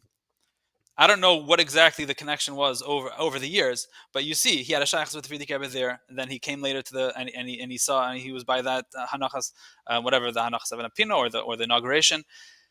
And later he had a shaykhs with the shluchim when they came to Detroit. So the shaykhs is there. You definitely see pieces of shaykhs everywhere. In the article about St. Louis, Rabbi Lando has there a very interesting thing where while the Frierdiker Rebbe was in St. Louis, there was a few from women who were upset that there was no good mikveh in St. Louis. In those days, Jews know how to build beautiful shuls. Beautiful shuls were everywhere in America, but a good mikveh, that nobody cared about. So while the Frierdiker Rebbe was sitting in the shul with 1,000 people there, a few women started making noise from the Weiber shul. They started banging with the benches or something, and the Frierdiker Rebbe looked up to see what the ruckus was about, and they called down that St. Louis needs a mikveh. So the Frierdiker Rebbe said, "Okay, there's going to be a mikveh." He made a committee, and he left them, and he gave them a few rolls of pennies to give out to anyone that donates to the mikveh. So they had a dinner afterwards, and they had fundraising, and people got the pennies. And whoever was the committee, they gave out the pennies with a little card that had a picture of the Frierdiker Rebbe. There's a picture of the Frierdiker Rebbe in a spodik standing over a bookshelf with a sefer like this. From like the early years, in the early pays, and they say this coin. It says in Yiddish, this coin was given by the Lubavitch Rebbe to anyone who donates to the mikvah, and it should be. And he said, "B'schus havesi akdeshim," there should be a bracha and atzlacha for anyone who holds this coin. And Rabbi Landa, he writes that he didn't get it from Menorah. There was a family in St. Louis that still has the coin and still has the connection, and they have a shaykhs of the shluchim. So there is the long-term shaykhs you do see, but of course for if someone came and saw the Frierdiker once for 5 minutes, I mean, there's a pelt after neshama, but over generations, the unfortunate reality is the assimilation of Jews in America. That's what we're doing, right? Yeah. That's what we're trying to fight. It continues. What are some of the other highlights of the Frierdiker Rebbe's trip? He went. Didn't he go to Wisconsin also? Frierdiker Rebbe went to Wisconsin. He went to Chicago for a very long time. And from Chicago, he went for a short time to Milwaukee. After Chicago, he went to Detroit and St. Louis. Those were like short visits, just for a few days or even for a few hours, for a few days. Then he also went to Boston, and he went many cities. I don't remember all of them. And in every city, he went from shul to shul, all over New York. Um, He, mhm. he was, but he was based in New York the whole time. Yeah. It was based in New York. The Frierdiker Rebbe was based in New York. In He Crown would come Heights. back. So in Crown Heights was the official house, and Rabbi Jacobson says that even though once they realized that even that they're not sure how to really fear Zacham with the Rebbe, so they decided that a hotel is better, and they just went to a hotel that still actually exists today. I don't know what it looks like today, but on the article on Ash.org they had a picture of it, and they have the address there where the Frierdiker Rebbe would often go to a hotel for a few days, but Tishrei was in that house in Crown Heights, and the Tishrei was very special because there was lots of Chassidim came, Chassidim that had been there previously, and younger generations. Everybody came to see, what's going to be what the Rebbe in Lubavitch. How does the Rebbe do Tishrei, and before Rosh Hashanah, a delegation came from the biggest Nusach Harishol in Brownsville that had 1,200 seats, and they asked the Frierdiker Rebbe to come daven by him, and the Frierdiker Rebbe agreed. A big shul. And the Frierdiker Rebbe davened there Rosh Hashanah 3 hours on Rosh Hashanah night, and he came there when he came. He says that when he came down the street, walking into the shul, every window was open, every balcony was full of people looking out. He came with the shtaimel, with the spadik, and he davened Rosh Hashanah for 3 hours. And when he turned around, he said there were 3,000 people in the shul, and when the Frierdiker Rebbe turned around, there were still 1,000 people there waiting to say Lashana Taiva to the Frierdiker Rebbe. And Yisrael Jacobson writes that he met someone 20 years later that said, that I'll never forget, to the day I die, I'll never forget the cries that we heard from the Frierdiker Rebbe in that Rosh Hashanah. The cries that you were able to hear from wall to wall, you were able to hear the davening. And so there was Rosh Hashanah, and he said a Maimer there. He said two Maimarim there on the second night, and Matzi Rosh Hashanah, and the entire city came to hear the Maimarim. And Yom Kippur was there too. Yom Kippur, the Frierdiker Rebbe just stayed in the shul. For Rosh Hashanah, it's in Brownsville. They had to get a special place for him to stay in Brownsville for Rosh Hashanah. But Yom Kippur, the Frierdiker Rebbe just stayed in the shul the entire 24 hours. And Sukkot and Simchas Torah was done in Crown Heights, and they had a big sukkah there.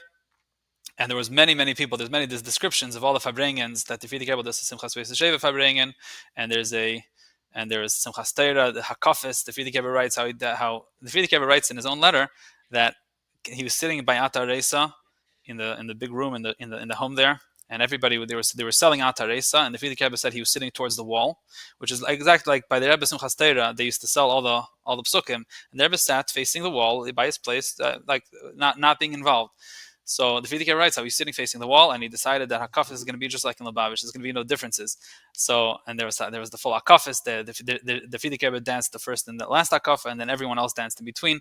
I think in those years, everyone used to dance for the other Hakafis in a circle. In Lubavitch also, the Rabbeim would dance in the middle by the first and seventh Hakafa. The middle Hakafis, everybody danced in a circle like regular Hakafis. But by the Rebbe, I guess it just the space didn't no longer allow it. That's probably I don't know if that's why it stopped. By the Rebbe, everyone just stood in the place and danced facing the Rebbe. But the Frierdiker Rebbe, there was Hakafis, and then there was a Fabrengen all night. The Fabrengen ended on Simchas Torah night at 7 a.m. and everybody was saying that America has never ever seen such a thing. It's unheard of.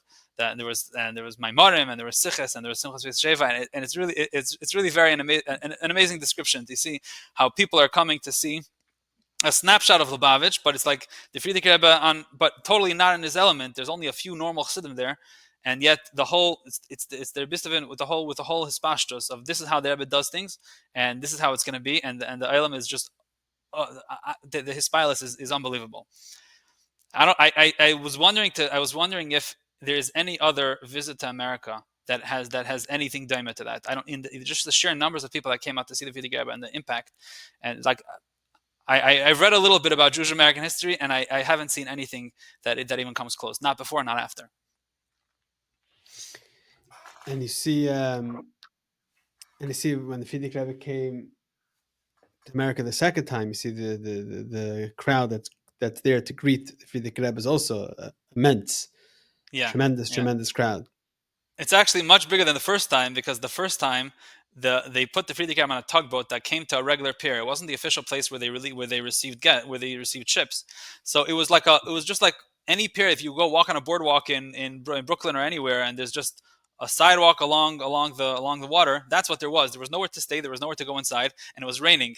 And the people came early in the morning, and the Frierdiker Rebbe showed the tugboat came by midday in the afternoon. So after 6-7 hours of rain, a lot of people had fallen away, and so you see the crowd is actually not as big as it had been earlier. But the second time, you see the crowds are immense, and it's a very very interesting story. And it's also interesting to because you read these stories, and but the Rebbe's tune was in ganz Nandish. Like the Baal Shem Tov used to travel around everywhere, and the Magid was Peishiv Kivisia. The Magid stayed in one place, and people came to the Magid. And you see the same thing by the Rebbe. The Frierdiker Rebbe was traveling to all these places.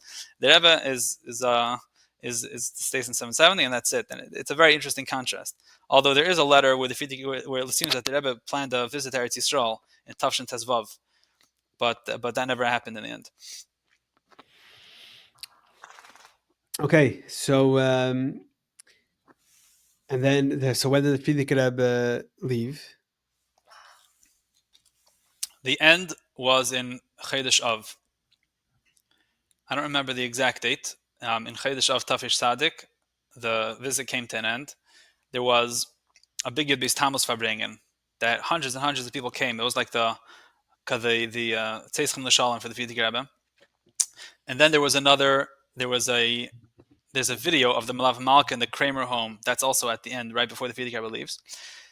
And then there was a small Farbrengen. Yisrael Jacobson writes, he doesn't write exactly what happened. It's an interesting story where he says that all the Tmimim came for the last Shabbos. I think it was one of the Shabbosim in Tammuz or Av. And they stayed in the same hotel that the Frierdiker Rebbe was staying in, and they assumed that after davening, after Shachas in the morning, they'll get invited in for a Farbrengen. And he says, L'Poel, the Frierdiker Rebbe davened Aveda, which the Frierdiker Rebbe would sometimes daven very long on Shabbos. Sometimes, if he wanted Farbrengen, he would daven short. So, but he says the Frierdiker Rebbe davened very long, and Mincha time, they davened Mincha, and then they were called in for Farbrengen. And it was only the people that were really close. These are the Chassidim that were in Lubavitch for many years, and Timchat Mimim, and the Frierdiker Rebbe could speak openly to them. The Frierdiker Rebbe was not on show.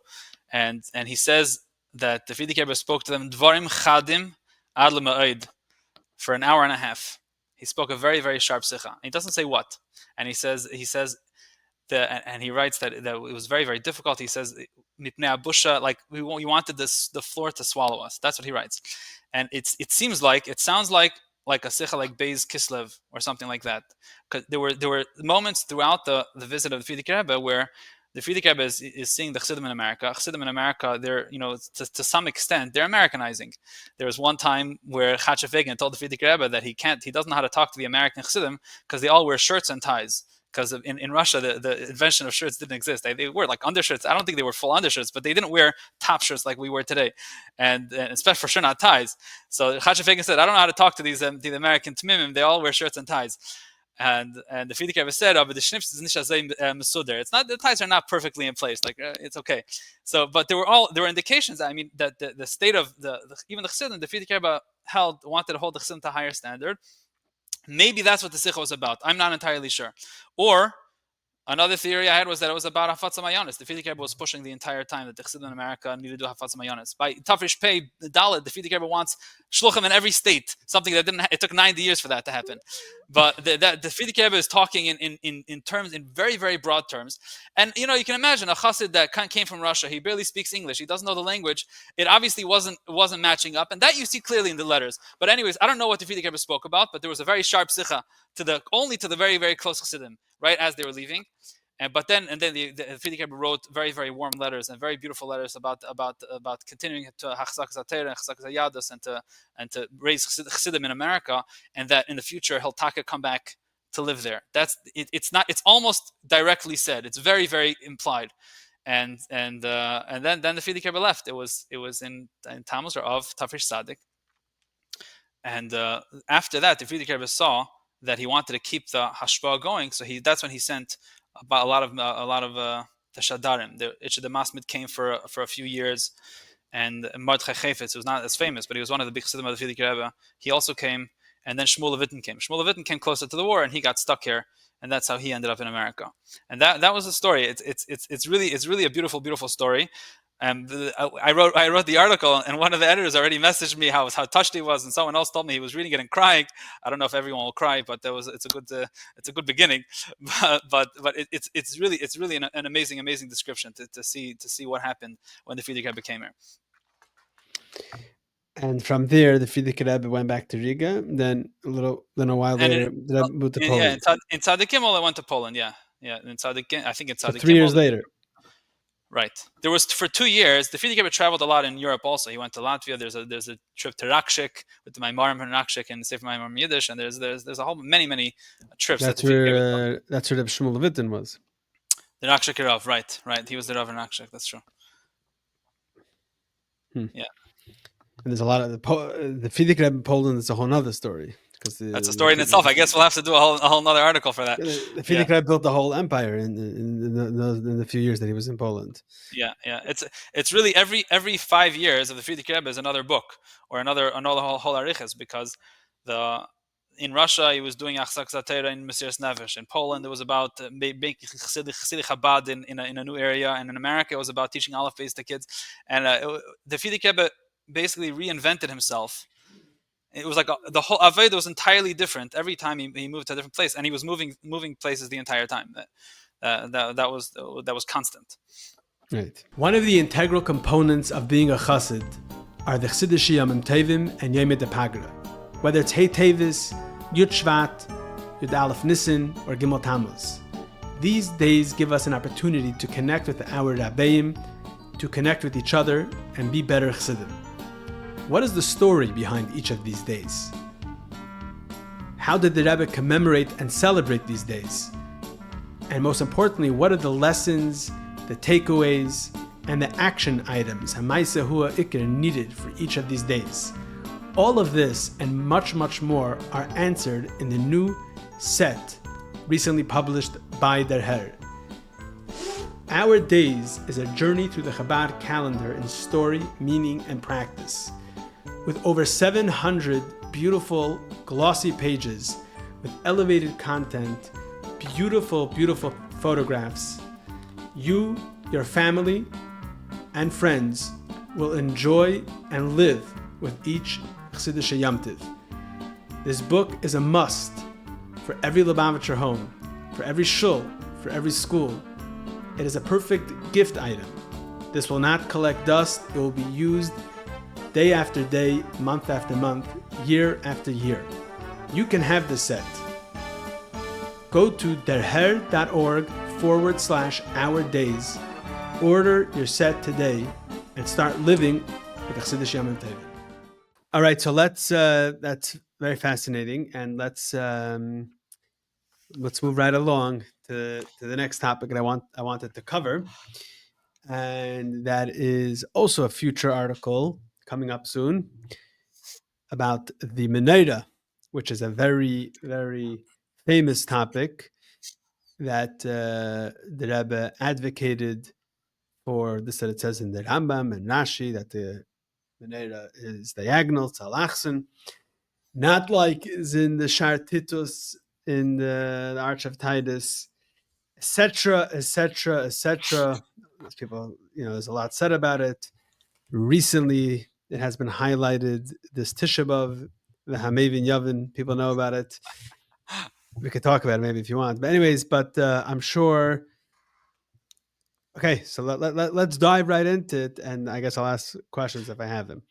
No, that video was part of a few people reached out and said we have to make an article on the Menorah because based on whatever they were watching on Tisha B'Av, on the Yoel Gold movie, and where he has some people, or at least the claim is on the video that there's an edus of people that went down and saw the Menorah in the Vatican, and one of them says that he saw it. He says he doesn't say it clearly, but he basically says that he saw the Menorah's balachsin, and that is in contrast in the video, in the entire video, and anywhere else in archaeology. That there's much more archaeology with a round menorah. That was the symbol that you did it. It's in Rome like that, and all over Rome, and a lot of the archaeology in Eretz Yisrael is round menorahs. So you're saying the elephant in the room, so to speak, is that besides the Arch of Titus that has a round menorah, all over the world, in Rome and in Eretz Yisrael. Now, by the way, archaeological menorahs that have been found, some are diagonal. Yes, But I yes, would say there are some the majority are round. The Yeah, majority are yeah, round. Okay, the so majority are round. I think And you it, have to go. I don't know. Talk about how you want. it's a very interesting thing because the whole conversation about menorahs is really it's two different conversations happening at the same time. It's like Lubavitchers are talking in one direction and other people are talking in the other direction, and it's not a real conversation because where do you the real question is, what's your point of entry? Do we take things from Torah or do we take things from other places? What's true? Is the historian Are the historians true? Is archaeology true, or is Torah true? And everything else has to match up. So when the Rebbe talks about You're saying the menorah, Al Derech for many years, people said that archaeologically there's no proof of the Jews in Egypt until one yeah, day, yeah, recently. Oh, by the way, we did find proof. yeah. Like, The okay, whole so story, that whole the whole story of biblical archaeology is that the start off was saying none of it is true, and then now slowly you have to back off because slowly you find one thing, and then you find another thing, right. and then you find another thing. It's not a good place to be. As opposed to saying everything is true and then let's Yeah, time will tell, or when or if we'll find the archaeological proof as well. exactly. Okay. So for a regular person, and it's totally verstandig that a guy, he sees the Arch of Titus and it's round, and you see archaeology, it's round. So what was the Menorah? But Pashtus, it was round. The Rebbe didn't talk about archaeology at all, I don't think, and He even the spoke about Arch the of arch of about spoke about the arch of Titus, Titus, exactly. yeah. In other words, the whole thing started. It was a very short piece of a sikha. There was talking about the luchas, and the luchas are supposed to be straight, and that's clear in the Gemara. And Not Rebbe said, straight, by the way, square, not straight, square. square, right? The top is straight. And Rebbe says, by the way, the same is true about a menorah. And Rebbe says that the Arav put out the picture of the Ksav Yad of the Rambam. Rabbi Kapach had published a Pirush Mishnayis that he had, and he included the picture of the Ksav Yad of the Rambam. I think he was the first person to put it out with the Ksav Yad of the Rambam of the picture. And Rebbe says that you see the Knei menorah are straight, and in Torah, the indications in Torah are that it's straight. And yet, what are all the menorahs everywhere? They're round, and what's the most prominent one? The Sha'ar Titus. The Rebbe says it looks like we're all copying the Sha'ar Titus, and vi pastis. It's a Mashiach Tekinian also. Vi pastis that we are all copying the menorah that expresses the worst part of our galus, the destruction of the Beis Hamikdash, instead of doing the menorah Hamikdash the way the Torah says, which is the menorah that's going to be with the gula. So to use the Titus menorah is a contradiction, and that it was a very short thing. Aren't there some early sources in Torah that say that they're round also? No, they're not direct, not clearly like that. So what there is, so then there were minus on the sikha, and then a week later the Rebbe spoke about it again, and the Rebbe spoke about more on the Torah aspect. So you have, where in Torah do you see it's round? There's nowhere in Torah that says clearly in round. Actually, from what I was reading on the topic, the only diuk you're able to make in the psukim. I don't mean in Torah. There's a shainim. There's a shainim that say no. Okay. Yeah. So there's the Even Ezra says, the Sifri says, I think it's the Sifri. He says that all the branches of the menorah were surrounding the central one. It's not clear if that means in a round, it was like a candelabra, or was it a half circle. Then the Ibn Ezra says that it was round. He seems to be saying that it was in a half circle, that they came up in like a twirling way to be in like a round circle, but from the top. It's not so clear. There are some people in the Sikha there speaks about both options, that either he was saying there was a round menorah the way we talk about a round menorah, or that the top was round. That's the Ibn Ezra. And that seems to be it might be based on the Medrash, the description of the Medrash. But as far as Torah, in other words, as far as halacha is concerned, you have the psukim in Torah, and then there's the description in Mesachas Midas on how the menorah is supposed to look, and then there's the Rambam who takes from there and writes it la halacha. So Rebbe spoke of this even more about when it was about the tzitz, that we look for what does the Torah say. And as far as the Torah says, the inyanim of the Beis Hamikdash, especially when it's halachadik, you have to look at the Rambam, because the Rambam is basically the Pesach Achron of the inyanim of Geula or these inyanim. So the Rambam says that the Rambam makes no indication that they're round, and the word kana means reed, means pipe. A kana is a straight thing. The Torah uses the word kana many times, and there's never any indication that it will be round. And in the psukim, the one interesting raya that I saw someone write, that he says, this is a diuk that's other ya other nish, but it's the pasuk says kafter tachas shnei akonim mimena ve'kafter tachas shnei akonim mimena, that the bulb at the center of the pipes that come out of the menorah, the kafter is tachas shnei akonim. If they go up, you can say it's tachas shnei akonim. But if you say that the menorah is round, that means they're coming out sideways. So it's not tachas. The kafter is not tachas shnei akonim. It's be'emtza shnei akonim. So the word in Torah seems to imply also that it's coming from the top. But that the Rebbe never said that. The Rebbe just says that the Rambam makes a picture that it's straight. And the Rambam's son is medayik clearly, and he says that the Rambam meant to make it straight, not round. Right, because some people want to say that the Rambam himself, this is the Rebbe says in the Sikha, that the Rambam himself says he's not being medayik. So that means that the Rambam wasn't medayik. The Rebbe says no, he wasn't being medayik in the cups. In the specific, yeah. The Rambam says, but the Rambam's son, the Avram, writes that no, my father meant bedir, that it's straight. 100%. The Rambam writes that Zuhi Tzurasei B'chlolos. He writes that this is the general image, and he says he's not going to be medayik in certain things because way, this is only to show you. I'm still upset at myself that when it was on display in Manhattan for a few months, and I planned on going to visit it tomorrow and the next day and the next day, I didn't do it. So I have to wait. I think it's in Oxford, right? I have to wait to my trip to Oxford. Yeah. Okay, go ahead. Yeah, it's very so. The Rambam writes that this is Tzurasi B'chlolos, and then he writes he's not being medayik, and it basically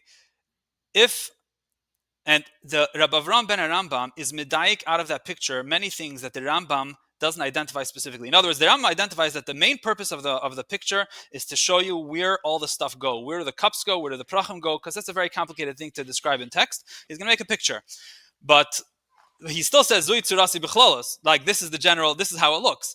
And Rabbi Avram ben Rambam, he doesn't only say that it's straight, he says he also is medayik in another place in his pirush that the bottom of the menorah, the base is round, and there's no makar in Torah anywhere that the base being round, besides for the Rambam himself. That picture, the Rambam doesn't even write it in halacha; it's just rounded there. And Rabbi Avram ben Rambam writes in his pirush on Chumash that the base was round. So. And by the way, the same thing that the idea that the Rambam had a difficulty making round branches is to some extent disqualified by the fact the base is round. There's a beautiful round base that the Rambam wrote. He clearly had the kalim that you need to draw a nice circle and a nice straight line, and he did both.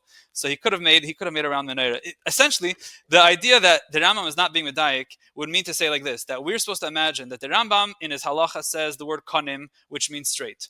He draws a picture with the konim are straight, and yet in his mind, the entire time he was imagining a round menorah. That's a very, very bizarre taina to make. And it's also Rashi writes also clearly that it's alachsin, that it's a diagonal. Rashi writes that it's alachsin. The Rebbe spoke a little bit more about that also regarding the other mekayres. The Rebbe based mainly on the Rambam, but Rashi says the word alachsin, and the common understanding of the word alachsin is that it's straight diagonal. Yeah, but I saw someone trying to challenge that alachsin doesn't mean diagonal. Did you see this? So yeah, I did see that, and so like I said, the conversation goes in two different directions because the shaila is where are you coming from? Is the Torah true and everything else has to match, or is archaeology true and the Torah has to match? So there's an article that goes through all the Torah tinus that the Rebbe makes and tries to twist them to fit the archaeology. So for example, this fellow says, a book called Be'er Chanir. So he says that why is the Torah using the word kana if kana means straight? He says kana is not about straight, kana is about being cholul, it's about being hollow. It's a hollow reed. The only problem is the menorah is miksha. The menorah is not hollow. It's a bit of a problem that you can't say that the word of the kana is all about being hollow when the menorah is not hollow. And he makes the same thing about alachsin. He says alachsin is not straight. It's any line that's not straight. So and he says the mekayres that I saw so far are the Rashis in the description of the Gvul of Eretz Yisrael, where the Rashi explains how you draw the line of Eretz Yisrael around the different places, and he says that if you look there, it's not dafka balachsin. But if you open up any map of any chumash with a map, you open up Rashi Pshutei, it is diagonal. It's pretty much a straight diagonal. There's one description of the Yarden moving diagonally into the Kinneret. On top of the Kinneret, the Yarden continues, and it moves in a right to the right side. And there's no implication in Rashi that it doesn't mean diagonal. You could easily say it's diagonal. If you want to say that it's not, you can make that argument, but there's no indication in the text. It could be there's other mekayres for this. I don't know. But the alachsin argument wasn't a good one, and the konim argument wasn't a good one, and it came down to the point where he says that the Rambam was a rationalist. The Rambam spoke about the fact that the Torah has to make sense in Gashmias. So He says, had the Rambam seen our archaeology, he would have for sure said that the Menorah was round. That was the basic maskan of the article, and that it doesn't whatever. Obviously, coming from the Rebbe's perspective, that's not even worthy of a conversation. So in Torah the Mekeres are all straight. So there's the Ibn Ezra says that it's round. It's not even clear what round means there. There's another one that has a whole diuk in the Avram ben Aramam to say that when he says it's straight, he's not talking about the konim, it's talking about the top. But again, that's also Rabbi Avram ben Aram is medayik so much in the picture that it's really impossible to say that it's not meduyik there. It's crazy to say that it's not meduyik. It's just a question of what are you comfortable with. If the archaeology seems to say everywhere that it's round, and there's only a miot that say that it's straight, what's takeb shat? So that from so if we're writing an article on the Menorah, so that whole question is really irrelevant. If we're going with Torah, the Torah says that it's straight, so it's straight. Now, you want to have some for entertainment purposes only. You want to have a discussion about the archaeology. It's fine that you can make that. You can make these various arguments. So entertain me. No. I don't know. I don't know if it qualifies as good entertainment, but there's many Menorahs first of all that are straight, and the simple thing that you see when you go from Menorah to Menorah is that all the descriptions of the round Menorahs, the Titus Menorah is hard is not so credible because the base of it is clearly not the Torah's base, and it has Avodah Zarah there, and it was made 13 years after the march anyway. So it's hard. So by what indication are you going to say that it's true? There's one theory that the base of the Menorah got broken in transit, and they made a new base, and that's why it has Avodah Zarah on it. Fine, but even the branches, and this is a problem that goes through every Menorah that I've seen. Haven't seen yet, at least, a round Menorah that has the diuk of the Torah on it. In other words, there's a tzir of the Menorah that was found in a home of Kehanim, not far away from the Beis HaMikdash, and it's a beautiful round Menorah, but there's bulbs on the entire thing from top to bottom. That's clearly not what the Torah says. So right away, you're always stuck asking these Menorahs that everyone's depicting. To what extent is that the Menorah HaMikdash? It never really looks like the Menorah HaMikdash, and this guy that made the Menorah look like bulbs in the Kohen, it looks actually very similar to the Titus Menorah, which also seems to have a lot of bulbs or a lot of indentations along the entire bar. So the question basically it comes down to: is there in the Beis HaMikdash? We know for sure that there was other menorahs in the Beis HaMikdash for lighting. So are they depicting those menorahs that were in the Beis HaMikdash? And the Roman architecture, the Roman style would be to make a round menorah. That would be the fancier Roman way to do it. Where were the other menorahs in the Beis HaMikdash? Everywhere. If they lit up the Simchas Beis HaSheva at night, then they needed menorahs. They needed candelabras to hold the fires. Who even saw had 10 menorahs in the Beis HaMikdash. Who even saw the Menorahs HaMikdash in the Kodesh? No one went into the Kodesh. That's a very good question. So in this article, Berech Hanira, he says that everyone knew what the menorah looked like. So if you're finding round menorahs, it must be based on the Beis HaMikdash menorah. And he writes a few mekeres that everyone saw the menorah. What's the marker? It says they used to bring out the kelim of the Beis HaMikdash for people to see during the Shalosh Regalim. But if you open the Gemara and Chagiga, what it actually says is that they used to bring out the shulchan so that everyone would see the nest that the challahs were still warm. It doesn't say that about the menorah. There is one place in the Yerushalmi where they say that they took the menorah to be toivelit.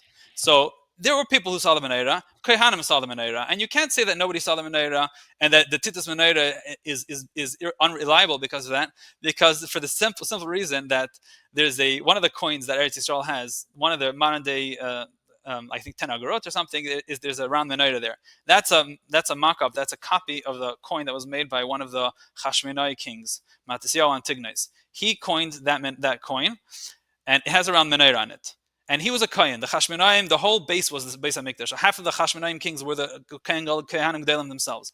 I don't remember if he was the Kohen Gadol, but you can't say that he didn't know what the menorah looked like, or that he wouldn't know, or people wouldn't tell him. I think that's not a fair argument. So there's a Kohen, maybe probably not a Kohen Gadol, but he's a Kohen, and he's making a coin that has a round menorah. So you're left with two options. Either because for aesthetic purposes they liked depicting round menorahs because it's nicer, because that was the Roman style, which would make sense because these Chashmonaim, the Chashmonaim weren't exactly, by that time they weren't exactly holy Jews, they were all tzdukim. So the fact that they weren't concerned with what the Torah says about a menorah it totally makes sense. So either they're depicting what's not the real menorah, or they fashioned the Menorah, that Shalei al Pi Halacha, which means that the Menorah in the Beis Hamikdash itself, the Beis Hamikdash was controlled by tzdukim for many, many years. There were there was all sorts of problems and fights, and tzdukim were a big force. The controlling the So you're government. saying it's possible that in the times of the second Beis Hamikdash, they Pasha didn't have the real Menorah. Yeah. I mean, the Rebbe didn't make this argument, just to be clear. I'm just saying, if we're looking for explanations to say why the Menorah is around, maybe the second Beis Hamikdash, at least after Hanukkah, because after Hanukkah there was no Menorah. So they first made it with Shpudim Shel Barzel, and that was straight. That's clearly straight. That means straight. Then when they got rich, the Gemara says they made it out of gold. Okay, who made that gold one and who designed it? It could be they made it round, and especially that the Rebbe never argues that a round Menorah is puzzle. There's nowhere in halacha that would indicate that a round menorah is no good. So it could be that they made a menorah that was shaloi, that was not hid their mitzvah, let's say. So So maybe that was what we what had. happened to the Menorah from the first Beis Hamikdash? It was probably taken into captivity. Like one day in Gemara says even the Aron was taken to Bavel. So it could be the menorah was taken to Bavel too. I would imagine they took it and finished. So the menorah in the second Beis Hamikdash, it's not even the second Beis Hamikdash. It's the menorah post Chashmonaim, post Hanukkah, when they were rich enough, and when they were rich enough, it's very likely that they're already big time tzdukim there. So the idea that that's a basis to say what the Torah menorah is just very weak. And to take it even further, so there are some arguments, if you just read online, that it's very difficult to make a menorah stand if it's pure gold in a diagonal menorah, and that it's just much easier if it's round. Now, I don't understand the argument, but I'm obviously way out of my depth when it comes to those things. But there are arguments to the opposite. There are people who say that's not true. But there is also the Medrash. This is just very interesting that the Medrash says that Moshe Rabbeinu was niskasha b'asiyas menorah until the Eibishter not only showed him, the Eibishter made it for him. There's other things that Moshe was niskasha. What's the chatzi shekel? What's this? What's that? But the niskasha b'asiyas menorah, and the Eibishter made the menorah. So if you want, I can just argue to you now that the menorah, a straight menorah is taka very difficult to make, and in the second Beis Hamikdash they didn't succeed in making a straight menorah. But Moshe Rabbeinu, what's the menorah of Torah? What does the Eibishter want? The Eibishter wants a straight menorah. Other nisht. And but in the movie of Yoel Gold, on the Tisha B'av video, they have a guy there that claims that he saw the menorah, and that's the menorah from the second Beis Hamikdash, and he says he saw Baal Achsen. Go. Now, he doesn't say clearly, but that's his implication. He indicates his implication is very, very clear. It's Eina Mishtam al Shtei Panim that he's talking about having a straight menorah. But I mean, until video evidence comes out, you can never know if it's how true that edus is. So, yeah. Another thing from that Tisha B'av, I saw that was a little compelling to me archaeologically, is that he has, like, I don't know what it's called, like a mural or something.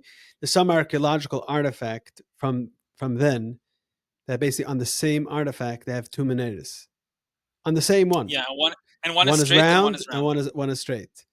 That goes with the whole theory that maybe there's multiple menorahs, but like, why would you make on one thing two menorahs in two different shapes, one round and one? And to be clear, from the archaeological evidence that we're finding, I just saw recently one was found. There are archaeological. It's true the majority are around, but there are straight menorahs archaeologically found as well. So there are both. Yeah. There's definitely both. On the Torah side, there's one interesting aspect that a lot of Mekayers say, that the menorah is connected the shemesh and yareach and the galgalim. And that raises the question: why is it Daim Galgalim? The 7 lamps are connected. They have the exact lashonos I don't have in front of me. But does that mean that it's round? Some people argue if it's Daim Galgalim around, what does that mean? It probably means that the konim are round. But that's been debated also in these articles that go back and forth, and it's a big lav dafka. The Yerushalmi has one interesting thing where they say that the prushim were being matbil the menorah in a mikvah, and the tzdukim said, look at the prushim, they're being toivel Galgal Shemesh. That's what they call the menorah, Galgal Shemesh, the Galgal of the sun. So it's a very interesting lashon. But all of those Mekayers don't even say that the Kanim are around, they say that the Neiris are around. It seems much more that the Neiris themselves, the top of the menorah, were round. And I don't even know to what extent a person in those days imagined Galgalim to be round. I mean, they're standing on earth and they see up, and it goes from one side to another. I don't know if round is really the right description there. So that's another interesting thing. But in the archaeology, it is very interesting that there are a miot that have straight, and that raises the question: why would they make the difference there? So, but as far but the point is still that the Torah says that it's straight, so it's straight, and what will come out it'll probably come out. There's a story where I think Rabbi Ber 11 says that the Rebbe would always say that the Baal Shem Tov Siddur in the Frierdiker Rebbe's library has Hagdusha. Instead of saying Hamnei Psuch Hakdesh Varchava in benching, it says Hagdusha, Kedusha. the overflowing, or whatever the right word would be. And Ber 11 saw at some point he got his hands on the Siddur for the first time, probably after Hey Tevis, when the two libraries, the Frierdiker Rebbe's library and the Rebbe's library, were combined. So he looks in the Siddur and he sees it says Hakdesha. So he wrote to the Rebbe. He says something's wrong here. That he always heard that it says Hakdusha, and Rebbe, yeah. Siddur says Hakdesha. And the Rebbe didn't argue with him. The Rebbe just said that we always heard from the Shver that it says Hakdusha, and that's it. So he went back and he opened the Siddur again, and then he discovered that there's two benchings in every Siddur, because there's a benching and then there's Haggadah Shal Pesach benching, and then Haggadah Shal Pesach benching, and Taka says Hakdusha. The Rebbe didn't even argue with him over, is the Frierdiker Rebbe right? Was it true? Was it a mistake? Was he remembering wrong? The Rebbe said Pashtus. The Rebbe said Azoi, Azoi. Now go figure it out yourself. And he went to figure it out, and he figured it out. And he discovered that it was true. So when it comes to the questions, which is generally the Rebbe's approach, the Torah and science yeah, questions. The Rebbe is against the apologetic style of trying to take Torah and make it fit with science. The Rebbe's attitude is always, no, Torah is true. Right. Science we'll figure it out later. We'll deal with it, but that's a second agenda. Right. It's true about everything in Torah. Torah is Torah's emes. So everything has to now find a way to match up with that. If the Rashi said that Anili Basi Alel Pshuti Shal Mikra, so if you would ask me, what is it? Why is this Rashi not match Pshuti Shal Mikra? I'll say whatever. Rashi was being naita from his usual style, and he decided to tell us a little bit. That's not Pshuti Shal Mikra, but by the Rebbe, it's a davar apashut. If Rashi says Pshuti Shal Mikra, it's only Pshuti Shal Mikra, and you have to twist your brain until you're going to figure out how it makes sense. And if the Rambam says it's halachas, everything in the Rambam has to mean that it has to be an halacha. We once had an article of all the stories in Rambam that the Rebbe learned halachas out of. If you would ask me why is there a story, it would be very easy to say. Or like at the end of the halachas where the Rambam kind of goes a little more spiritual and says the ruchnis tekeinyan, or the spirituality. I call it the Verbringens, the Rambam's Verbringens. Exactly, Rambam's Verbringens. Someone once printed a whole book of that because to learn the whole Mishnah Torah is boring. But you're gonna if Meister Rav Kook, so one of the Meisters, they once put out just all the ends, because that's very interesting. So. But like, why does that have to mean halacha? But by the Rebbe, it's a davar pasha that each one of those is halacha, is a clear halacha. So the same thing is here. The Menorah is straight. What now? You affects Mekashas from archaeology, whatever. One day we'll figure it out, or we won't figure it out, and that's totally fine. We're not really concerned. So that's the going kav of the article. The article didn't happen yet, but those are my thoughts right now. Unless somebody will listen to the podcast and come with good arguments to either way to explain it, a good point to add here. But that's broadly speaking the picture.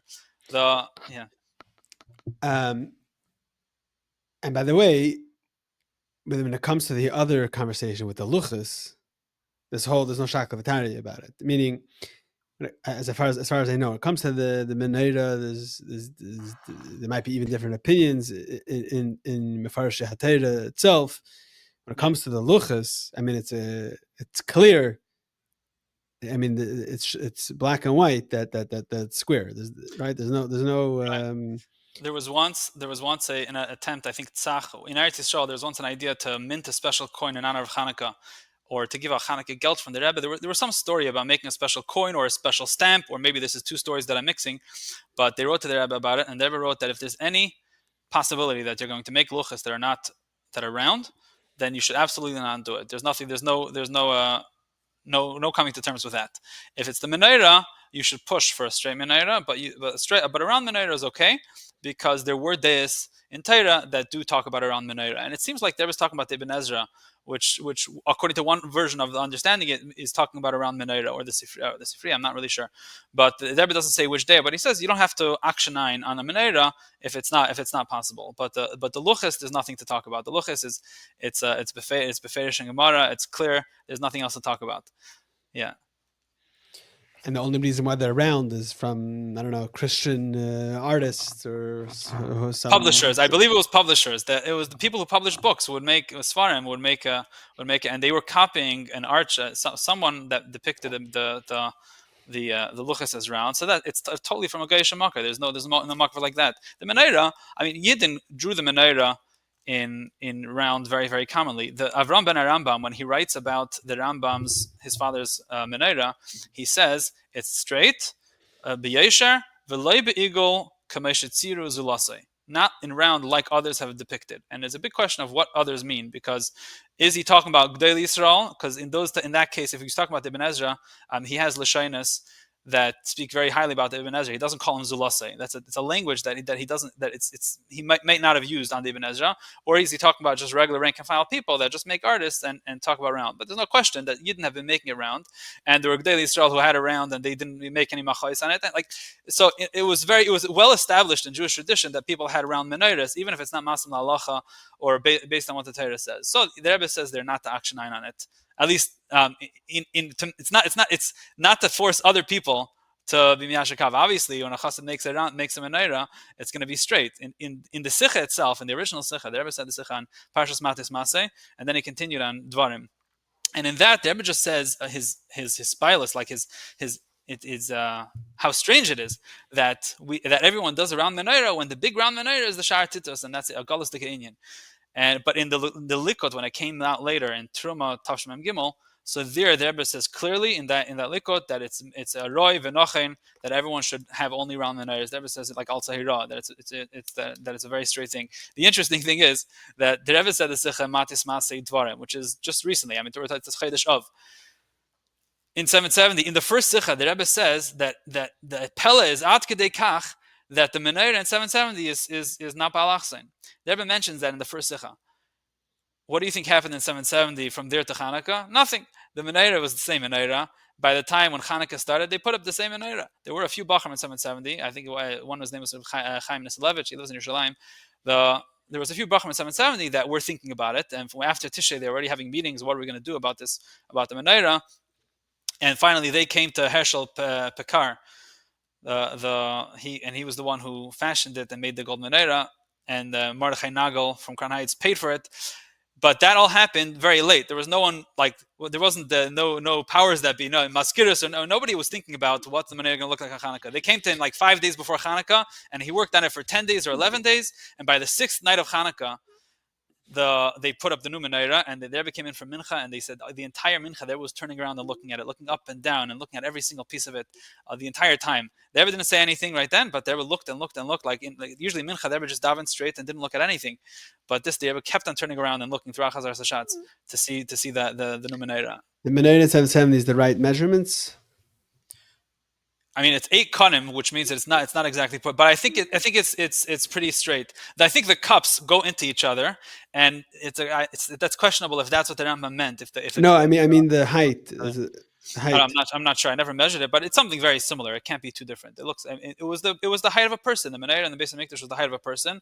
And there's a sicha where the Rebbe says that you didn't even need the steps to light it. The steps are an inyan for itself. Why they had steps for the Kohen Gadol to go up. So that's the general image of the menorah that we have. Oh, so the menorah in 770, I don't think it was mamish round. It was like those square menorahs. It was square. Yeah. It went out to sideways, but the point of not being Ba'alachsein was there.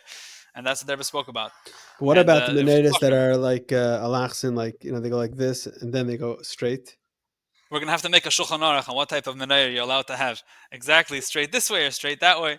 And a lot of the arguments are, a lot of the archaeology is stones. And the stones, there are more stones that seem to have straight menorahs. But that again, it's not such a good argument, because the stone is harder to carve. You can just say it's easier to carve straight. There's plenty of alachsin menorahs that are not stone too. But yeah, it's a good question on what exactly. We'll make measurements in the Derher. Measure your menorah this way. No, but they never said it's alachsin. That's the Indian. The ikar nekoda is that the Indian of the Shar Titos is the worst the Indian of Golas. It was made there to be mashpal the Yidden. It was made to remember the thing of Titos. And the Rebbe mentions there that whenever they wanted to be mashpal the Yidden in Rome, they would bring them to the Shar Titos. That was the source of the hashpala, to say, look, we won and the Jews and Judea Kapta like they had on coins. That was a source. So as Megetzach Mashiach Tzidkenu, it's obvious that the round Menorah has no place, and a straight Menorah is the way to go. Okay. So we should be zeiche to the Menorah, the Beis Hamikdash Hashlishi, the Alachsa Menorah. Amen. This year, before my article comes out. Okay, looking forward to both articles, and Yashakeach Gadol, and we should do this again on a different topic. Thank you for having me. Nobody will read the magazine if we say all the secrets on the podcast. Or maybe we're whetting their appetite, so it's a good strategy. Right. Okay, Put up a link to subscribe. Yeah. Derher.org. Magazine.